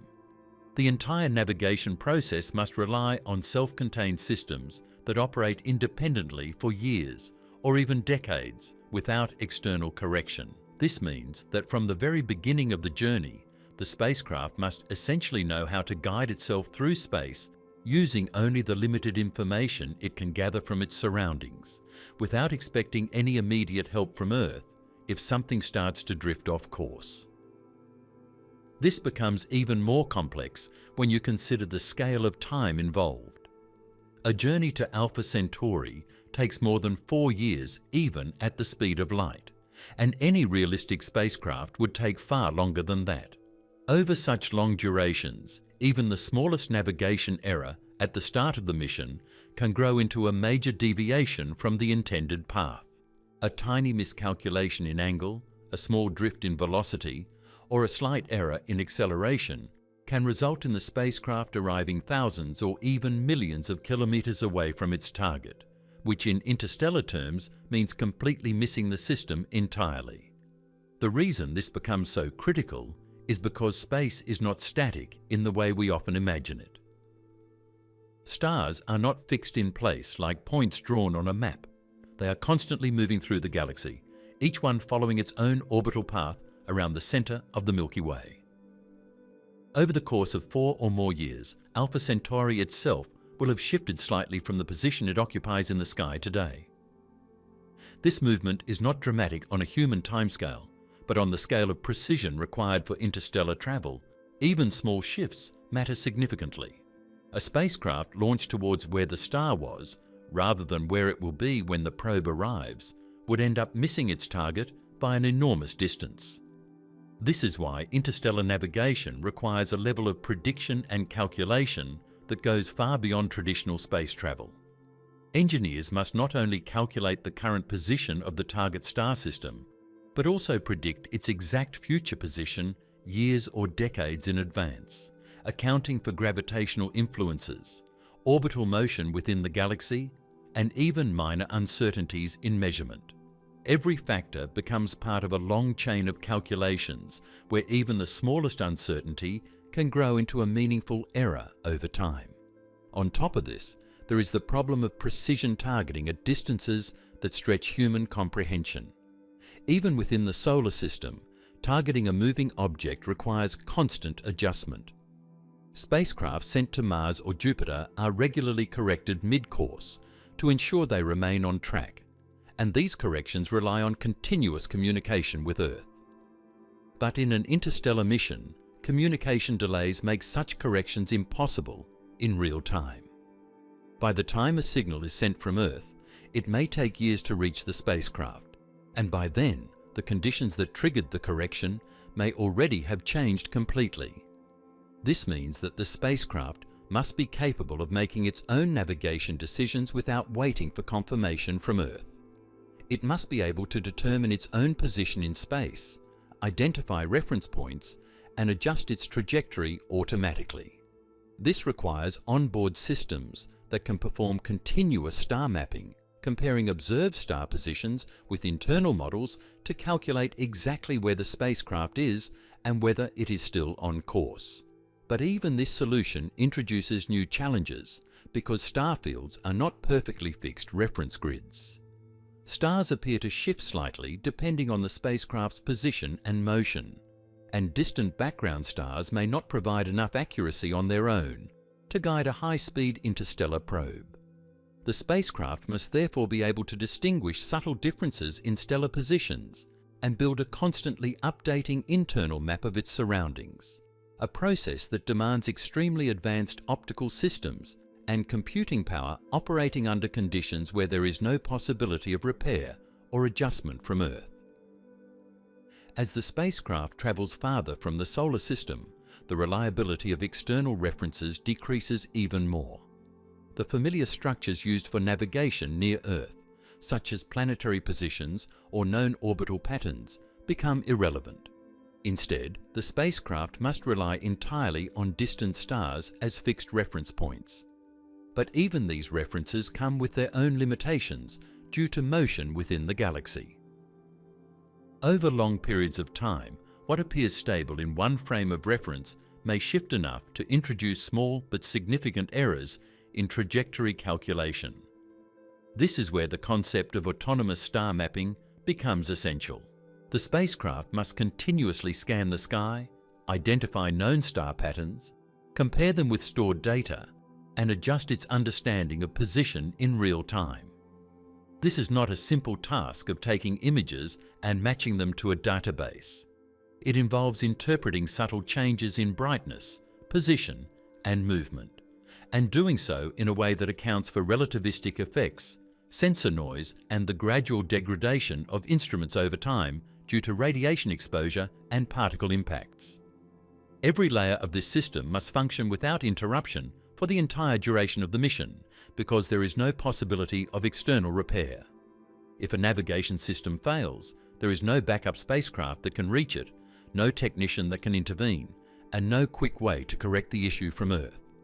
A failure in navigation is not a temporary setback, it is a permanent loss of the mission. This leads to one of the most critical aspects of interstellar navigation, which is the margin of error. In everyday travel, small errors are easily corrected. A plane can adjust its route mid-flight. A ship can change direction based on updated information, and even spacecraft within the solar system can be guided continuously by mission control. But in interstellar space, even a tiny angular error at launch can result in a massive positional difference after years of travel. The further the spacecraft travels, the more those small errors multiply, until what started as a minor deviation becomes a complete failure to reach the intended destination. This is why interstellar navigation demands extreme precision from the very beginning. The launch direction must be calculated with extraordinary accuracy. The acceleration phase must be controlled without deviation, and every adjustment must be accounted for in advance, because there is no opportunity for real-time correction once the spacecraft is too far away for immediate communication. At this scale, navigation becomes less about reacting and more about perfect prediction. Every stage of the mission must be planned with the understanding that there will be no external correction once the spacecraft crosses a certain distance. The system must be designed so that it effectively knows where it is going and how to get there without relying on continuous input from Earth. Energy requirements, Unsicherheit, the civilization problem. When scientists begin calculating what it would actually take to send something to another star, the conversation quickly stops being about rockets, engines, or even spacecraft design, and starts becoming a discussion about energy on a scale that no single machine, no single launch system, and in many cases, no single nation can realistically provide. The reason is simple, and it becomes clear once you translate interstellar travel into pure energy terms, because at the speeds required to make a journey to Alpha Centauri even remotely practical, you are no longer talking about pushing a probe through space.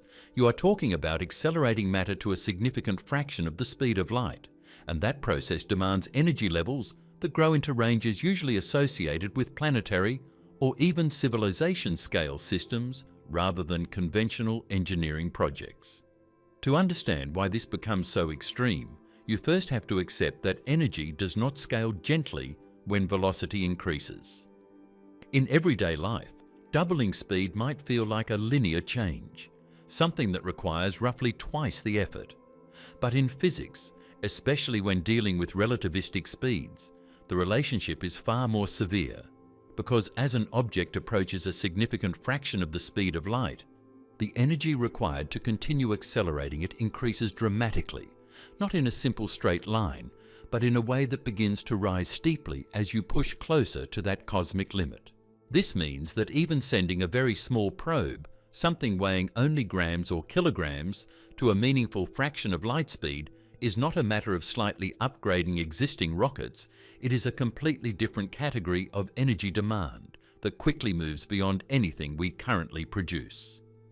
When this is translated into real numbers, the comparison becomes even more striking. Humanity's total global energy consumption, all electricity, all fuel, all industrial output combined, represents the full scale of what our civilization currently uses in a single year.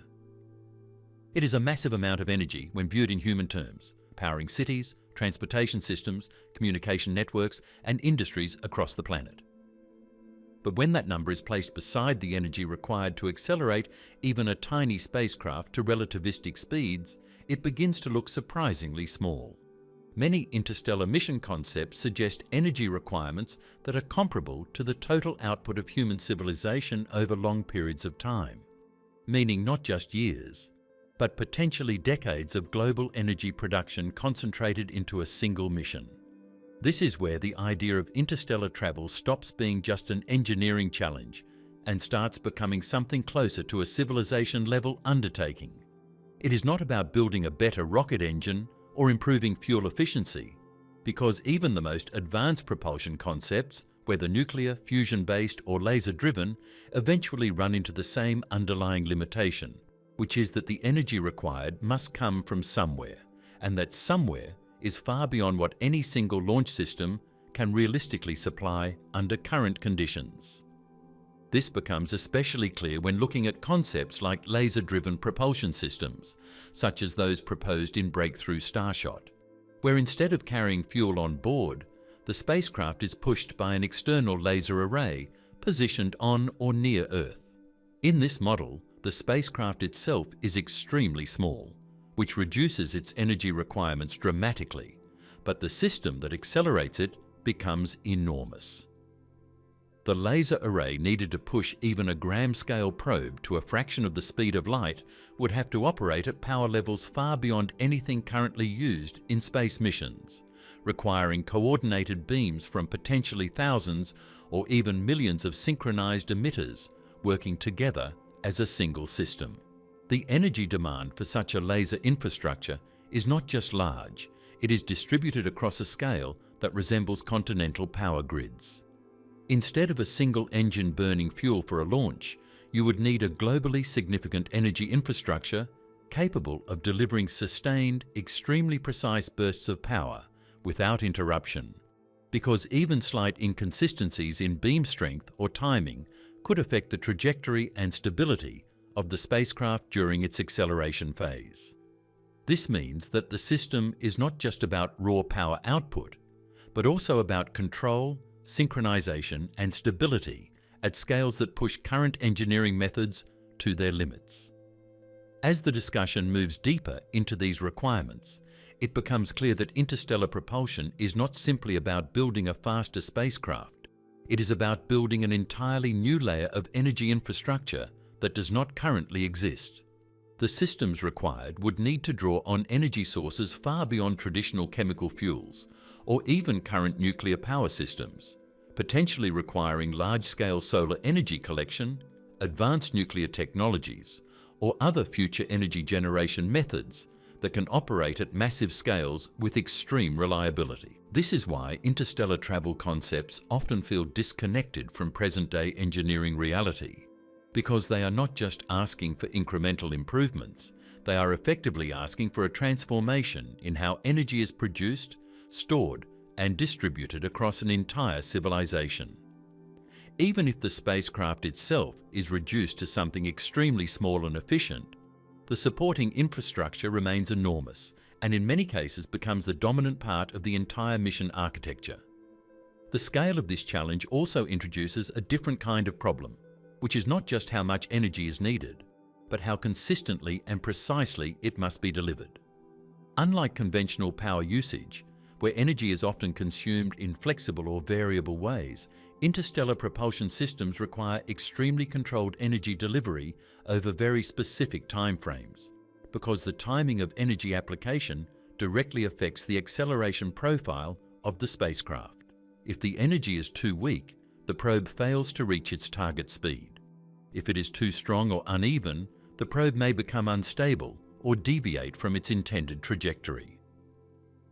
This level of precision means that energy systems must operate not only at high output levels, but also at extremely high levels of control and synchronization. As a result, the energy problem of interstellar travel is not just about producing more power. It is about managing that power in a way that can be sustained across large infrastructures without failure.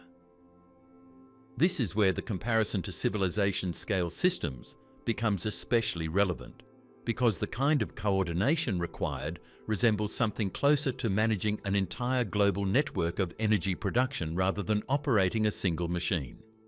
It requires integration between multiple energy sources, precise timing systems, and fault-tolerant infrastructure capable of maintaining stability even under extremely demanding operational conditions. This is also why many interstellar concepts remain theoretical or experimental at best, because even if the physics of propulsion systems like laser sails, fusion drives, or antimatter engines is understood in principle, the actual energy infrastructure required to support them does not yet exist. It is not simply a matter of building a more efficient engine, but of creating an entirely new framework for energy generation and distribution that can operate at scales far beyond anything currently deployed on Earth. And this leads to a fundamental realization that sits at the center of every serious discussion about reaching Alpha Centauri, which is that the barrier is not just distance or speed or technology in isolation, but energy itself, because every attempt to reduce travel time to another star eventually translates into a demand for enormous amounts of power, delivered with extreme precision, across systems that would need to operate at a scale comparable to or larger than the energy infrastructure of entire continents, making interstellar travel not just a question of engineering ambition, but a question of whether an entire civilization can coordinate and sustain the energy required to leave its own star system at all. Human spacecraft versus unmanned probes. The first and most immediate limitation is time. Even under the most optimistic propulsion ideas that do not yet exist in practical form, journeys to Alpha Centauri still range from decades to centuries depending on speed. That means any human mission would require a life support system that can operate continuously for a period longer than the entire history of most modern technologies combined. It is not just about keeping air inside a spacecraft or recycling water efficiently. It is about maintaining a completely stable environment for human life across generations without any external support, repairs from Earth, or supply chains to replace broken systems. Every component inside the spacecraft would have to function flawlessly for extremely long durations, because even a small failure in a life support system that cannot be repaired would become critical in a matter of hours or days, and there is no possibility of rescue or emergency intervention once the spacecraft is far from the solar system. This leads directly into one of the biggest engineering problems, which is that life support systems are not lightweight or simple. Every system required to keep humans alive in space adds mass, and mass is the enemy of interstellar travel. Air recycling systems, water purification units, food production setups, waste management systems, temperature control, radiation shielding, and backup redundancies all contribute to a spacecraft that becomes heavier and more complex, with every added layer of safety. In missions within the solar system, this complexity is manageable because resupply missions and communication with Earth are possible. But once a spacecraft leaves the solar system, every kilogram of additional mass becomes a permanent burden that must be accelerated to extreme speeds and then sustained for decades or longer without failure. Radiation exposure becomes another critical issue that scales with distance and time. Inside Earth's magnetic field and atmosphere, humans are protected from most harmful cosmic radiation. But in interstellar space, that protection disappears completely, and the spacecraft itself must provide shielding. The problem is that effective radiation shielding requires material, and material means mass. And as discussed in propulsion systems, adding mass makes acceleration to interstellar speeds far more difficult. A human-crewed spacecraft would require extremely thick shielding to protect against long-term exposure to cosmic rays and high-energy particles, especially over journeys that could last for generations. And this shielding alone could make the spacecraft so heavy that achieving even a fraction of the required speed becomes extremely difficult with any known propulsion method. Even if engineering challenges could be solved in terms of life support and radiation protection, there is still the biological reality of human life itself. Humans are not designed for long-term isolation in space. On Earth, the body is adapted to gravity, atmosphere, natural day-night cycles, and a stable biological environment. In space, long exposure to microgravity causes muscle loss, bone density reduction, and changes in the cardiovascular system that require constant countermeasures like exercise and medical monitoring. Over short missions, such as trips to the Moon or Mars, these effects can be managed, but over decades or centuries they become far more difficult to control, and the long-term impact on human health remains uncertain. Then there is the psychological challenge, which becomes even more severe when considering interstellar distances. A crew travelling to Alpha Centauri would be isolated not just physically, but socially and emotionally in a way that has no real parallel in human history. Communication with Earth would be delayed by years in each direction, meaning that conversations would not happen in real time, but as slow exchanges separated by massive gaps in time. This creates a situation where crew members would live their entire lives without immediate contact with Earth, receiving updates that are always years old, and sending responses that arrive long after decisions have already been made. Over time, this kind of communication delay can have profound effects on decision-making, mental health, and the sense of connection to the civilization that sent them. In addition, any crewed mission would require not just one generation of humans, but potentially multiple generations depending on travel time. This introduces the concept of a generation ship, where people are born, live, and die during the journey itself, never reaching the destination that motivated the mission in the first place.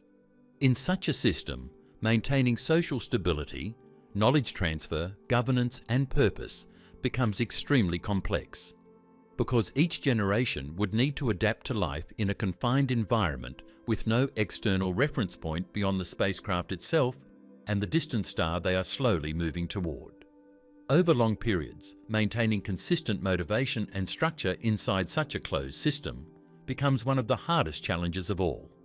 At the same time, resource management becomes another limiting factor.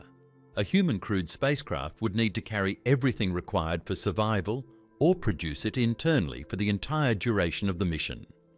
This includes food, water, oxygen, and all other consumables, along with systems to recycle and regenerate them as efficiently as possible. Even with highly advanced closed-loop systems, no system is perfectly efficient, and losses accumulate over time. Over decades or centuries, even small inefficiencies can become significant, requiring careful design and constant monitoring to ensure sustainability. When all of these factors are combined, the picture becomes clear that human interstellar travel is not just a scaled-up version of space exploration, it is an entirely different category of challenge. It is not only about building faster spacecraft or better engines, but about creating self-sustaining environments capable of supporting human life across timescales far beyond anything currently attempted, while also dealing with radiation, isolation, communication delays, and psychological strain, all within a system that must remain perfectly stable without external support. Because of these combined constraints, the most realistic approach to reaching Alpha Centauri in the foreseeable future shifts away from humans entirely and moves toward robotic missions. Unmanned probes do not require life support, do not suffer from radiation in the same biological way, and do not need psychological stability systems or generational planning. They can be made extremely small, extremely lightweight, and extremely efficient, which allows them to be accelerated to much higher speeds using the same energy that would be insufficient for a human crewed mission. Robotic probes can also tolerate conditions that would be impossible for humans. High radiation exposure, extreme acceleration forces during launch, and long periods of isolation in deep space do not affect machines in the same way they affect biological systems. Even if some components degrade over time, redundancy and autonomous systems can be built in to handle partial failures without ending the entire mission. This makes unmanned probes far more practical for the first attempts at interstellar exploration. Alternative theoretical concepts. One of the oldest and most discussed ideas is the generation ship, which is not a spacecraft in the usual sense, but more like a fully enclosed moving ecosystem designed to sustain human life across multiple centuries, where the original crew would not be the ones to reach the destination, and instead entire generations would be born, live, and die inside the vessel while it slowly travels through interstellar space, and the entire system would have to behave like a stable miniature world with agriculture, climate control, resource recycling, social structure, medical systems, and long-term ecological balance all functioning continuously without collapse.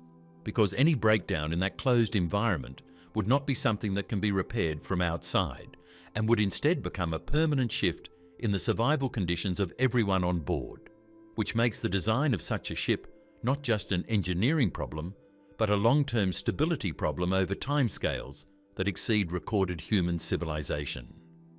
Another concept that often appears in theoretical discussions is cryogenic sleep, where humans would be placed in a suspended biological state for the duration of the journey, removing the need for active life support over decades or centuries and reducing the psychological burden of long isolation.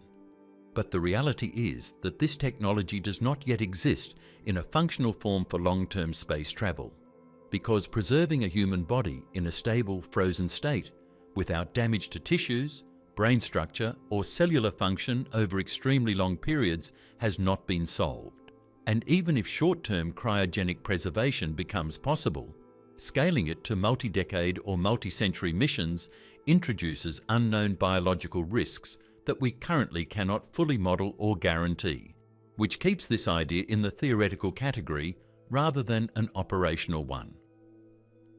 Because of these limitations, much of the serious focus in interstellar mission planning shifts toward AI-only exploratory probes, where the spacecraft is entirely unmanned and operates using advanced onboard intelligence systems capable of making decisions independently, processing data locally, and adapting to unexpected conditions without waiting for instructions from Earth, which becomes essential when communication delays stretch into years. And these probes are designed to be small, efficient, and highly autonomous, with systems that can continue functioning even if parts of the spacecraft degrade over time, since there is no possibility of repair once the mission is underway, and the entire success of the mission depends on the reliability of onboard systems rather than external control. A more extreme extension of this idea is the concept of self-repairing spacecraft, where the probe is designed not only to operate independently, but also to detect damage, isolate failures, and correct problems using internal redundancy and adaptive systems, essentially allowing it to maintain functionality over long durations in deep space, where radiation, particle impacts, and mechanical wear are unavoidable. And in more advanced theoretical models, this expands further into von Neumann probe concepts, where spacecraft are capable of self-replication using raw materials found in space, creating copies of themselves and potentially spreading exploration across multiple star systems, which transforms the idea of a single mission into a network of machines capable of expanding exploration capacity without direct human intervention. Although this concept remains highly theoretical due to enormous technical, ethical, and control challenges that are not yet solved in practice. When all of these concepts are placed next to each other, what becomes clear is that every attempt to solve interstellar travel eventually moves in the same direction, which is reducing dependence on fragile human systems and increasing autonomy. Because distance removes control, time removes responsiveness, and energy limits remove mass-heavy designs, forcing every viable idea towards smaller, lighter, and more self-sufficient systems that can survive and operate independently for decades without external input. And this leads directly into what makes Alpha Centauri missions so different from anything we have done before. Because even if a probe successfully reaches a system after years of travel at extreme speeds, the way we actually experience that arrival would not resemble cinematic flyby scenes or slow detailed exploration, but something far more compressed and limited due to the physics of speed, distance, and communication bandwidth. A high-speed probe arriving at Alpha Centauri would not have the ability to slow down easily in most mission designs, especially in concepts like laser sail or ultra-fast kinetic probes, which means the time it spends passing through the system would be extremely short in practical terms, often measured in hours or even minutes depending on trajectory. And during that brief window, the spacecraft would have to collect all of its critical data, because once it moves past the system, there is no possibility of returning or resampling, making every second of observation extremely valuable and heavily optimized. Instead of continuous video or long-term imaging, like we often imagine from space missions within the solar system, what would actually be transmitted back to Earth would likely be compressed bursts of data, possibly even single-frame or limited sequence captures, depending on how much information can be stored and transmitted during the short window of observation. Because even though the probe might collect large amounts of raw data, sending that data across 4 light-years introduces strict limits based on available power, antenna size, and transmission bandwidth, which means only the most important information can be prioritized for return. The imaging resolution itself would also depend heavily on how close the probe actually gets to any planetary targets within the system, because at extreme velocities, even small deviations in trajectory could result in large differences in closest approach distance, and that directly affects how detailed any planetary imaging can be. Meaning that in many cases, what we receive may not be full high-resolution surface mapping, but instead partial imaging data, spectral readings, and limited visual snapshots taken during rapid flybys, all constrained by both time and distance. Even the communication process would require careful compression, because sending raw unprocessed data across interstellar distances would be inefficient and potentially impossible within the energy limits of the mission. So onboard systems would likely need to process and filter information before transmission, selecting only the most scientifically valuable outputs, which adds another layer of autonomy to the probe, because it must decide what is worth sending back and what must be discarded based on pre-programmed or adaptive scientific priorities. The real risk. Failure modes and why this journey redefines exploration.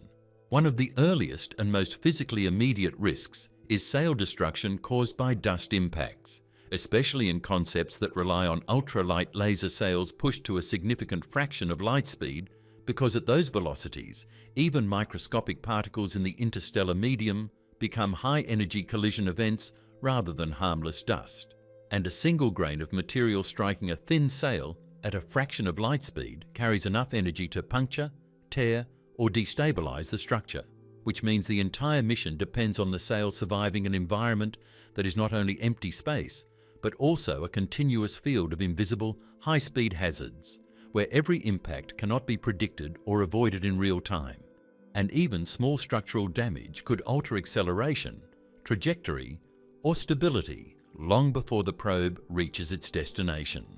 Another critical failure point appears during the acceleration phase itself, where laser misalignment becomes a major concern, because systems like ground-based or orbital laser arrays must maintain extremely precise focus over enormous distances while continuously pushing a rapidly accelerating object that is moving farther away every second, and even tiny deviations in beam direction, atmospheric distortion or phase synchronization between laser emitters can result in uneven force distribution on the sail, which does not just reduce efficiency but can introduce torque, spin, or off-axis acceleration that gradually pushes the probe away from its intended trajectory, and once this drift begins during acceleration, it compounds over time until the probe is no longer on a viable path to intersect with the target star system at all. As the probe travels deeper into interstellar space, communication failure becomes another major risk factor, because by the time it reaches the Alpha Centauri system, any signal it sends back to Earth will already be over 4 years old by the time it arrives, and any response from Earth will take another 4 years to return, which means real-time interaction is completely impossible. And if the probe experiences any internal malfunction during arrival or data collection, there is no possibility of correction or adjustment from Earth. So even a fully functional spacecraft could become effectively silent if its communication systems fail at the critical moment when it is closest to its target, turning a decades-long mission into a single irreversible window of opportunity that closes permanently if data transmission is interrupted.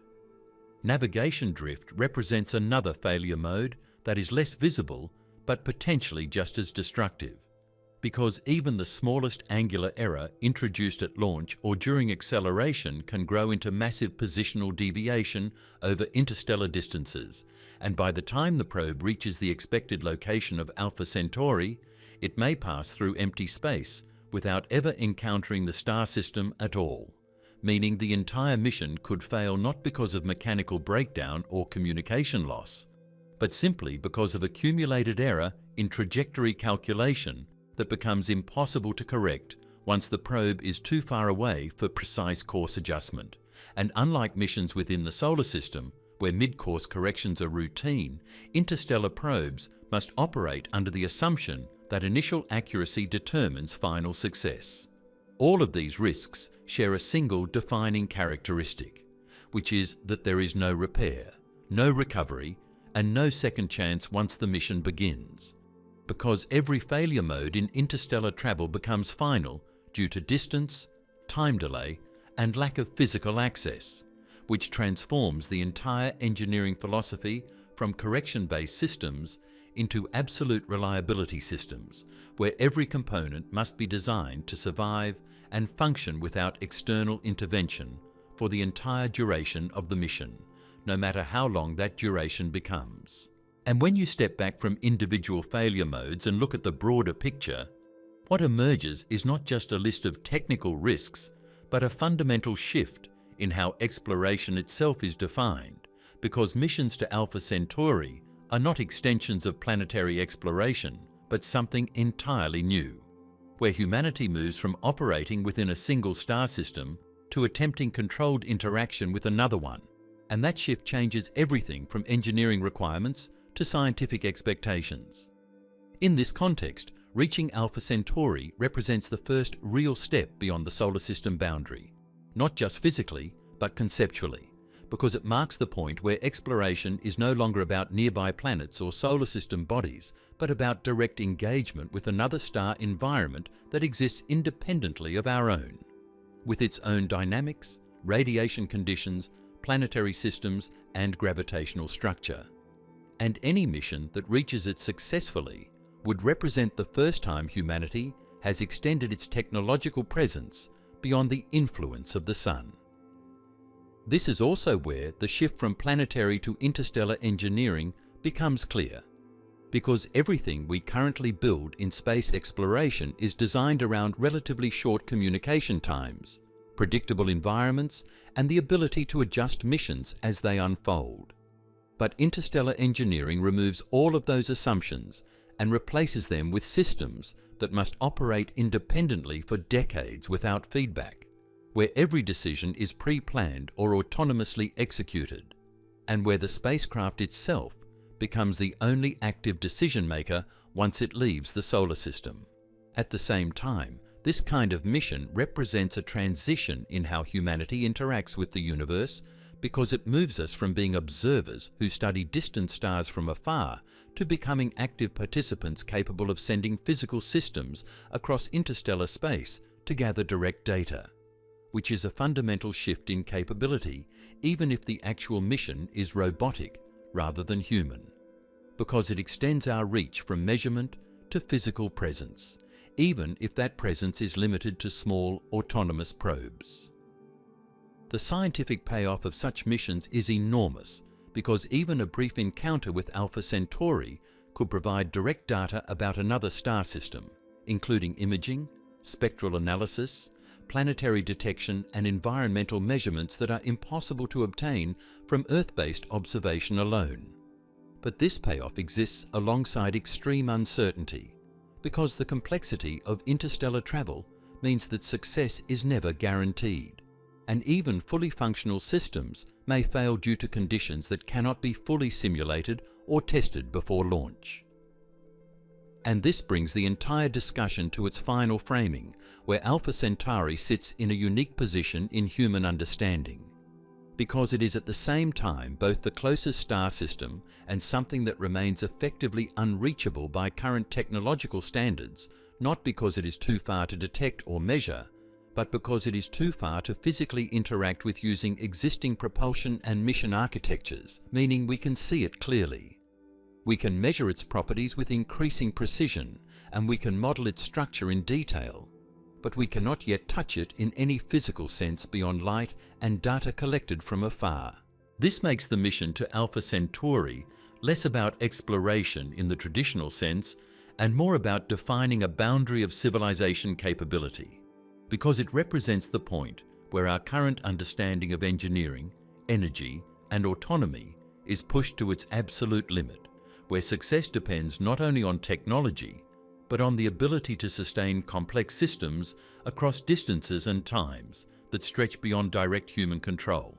And in that sense, every concept proposed for reaching it becomes a test of how far human-built systems can extend beyond their origin point before they break under distance, delay, or uncertainty. And the final implication that emerges from all of this is that the first probe sent toward another star may not just be a mission defined by distance, but a machine that continues traveling and operating far beyond the technological era that created it, possibly outliving the systems, institutions, and even civilizations that launched it, moving silently through interstellar space long after its origin point has changed, carrying within it the first physical trace of humanity beyond the solar system, continuing its journey in a region where time, distance, and communication no longer connect it back to anything familiar on Earth.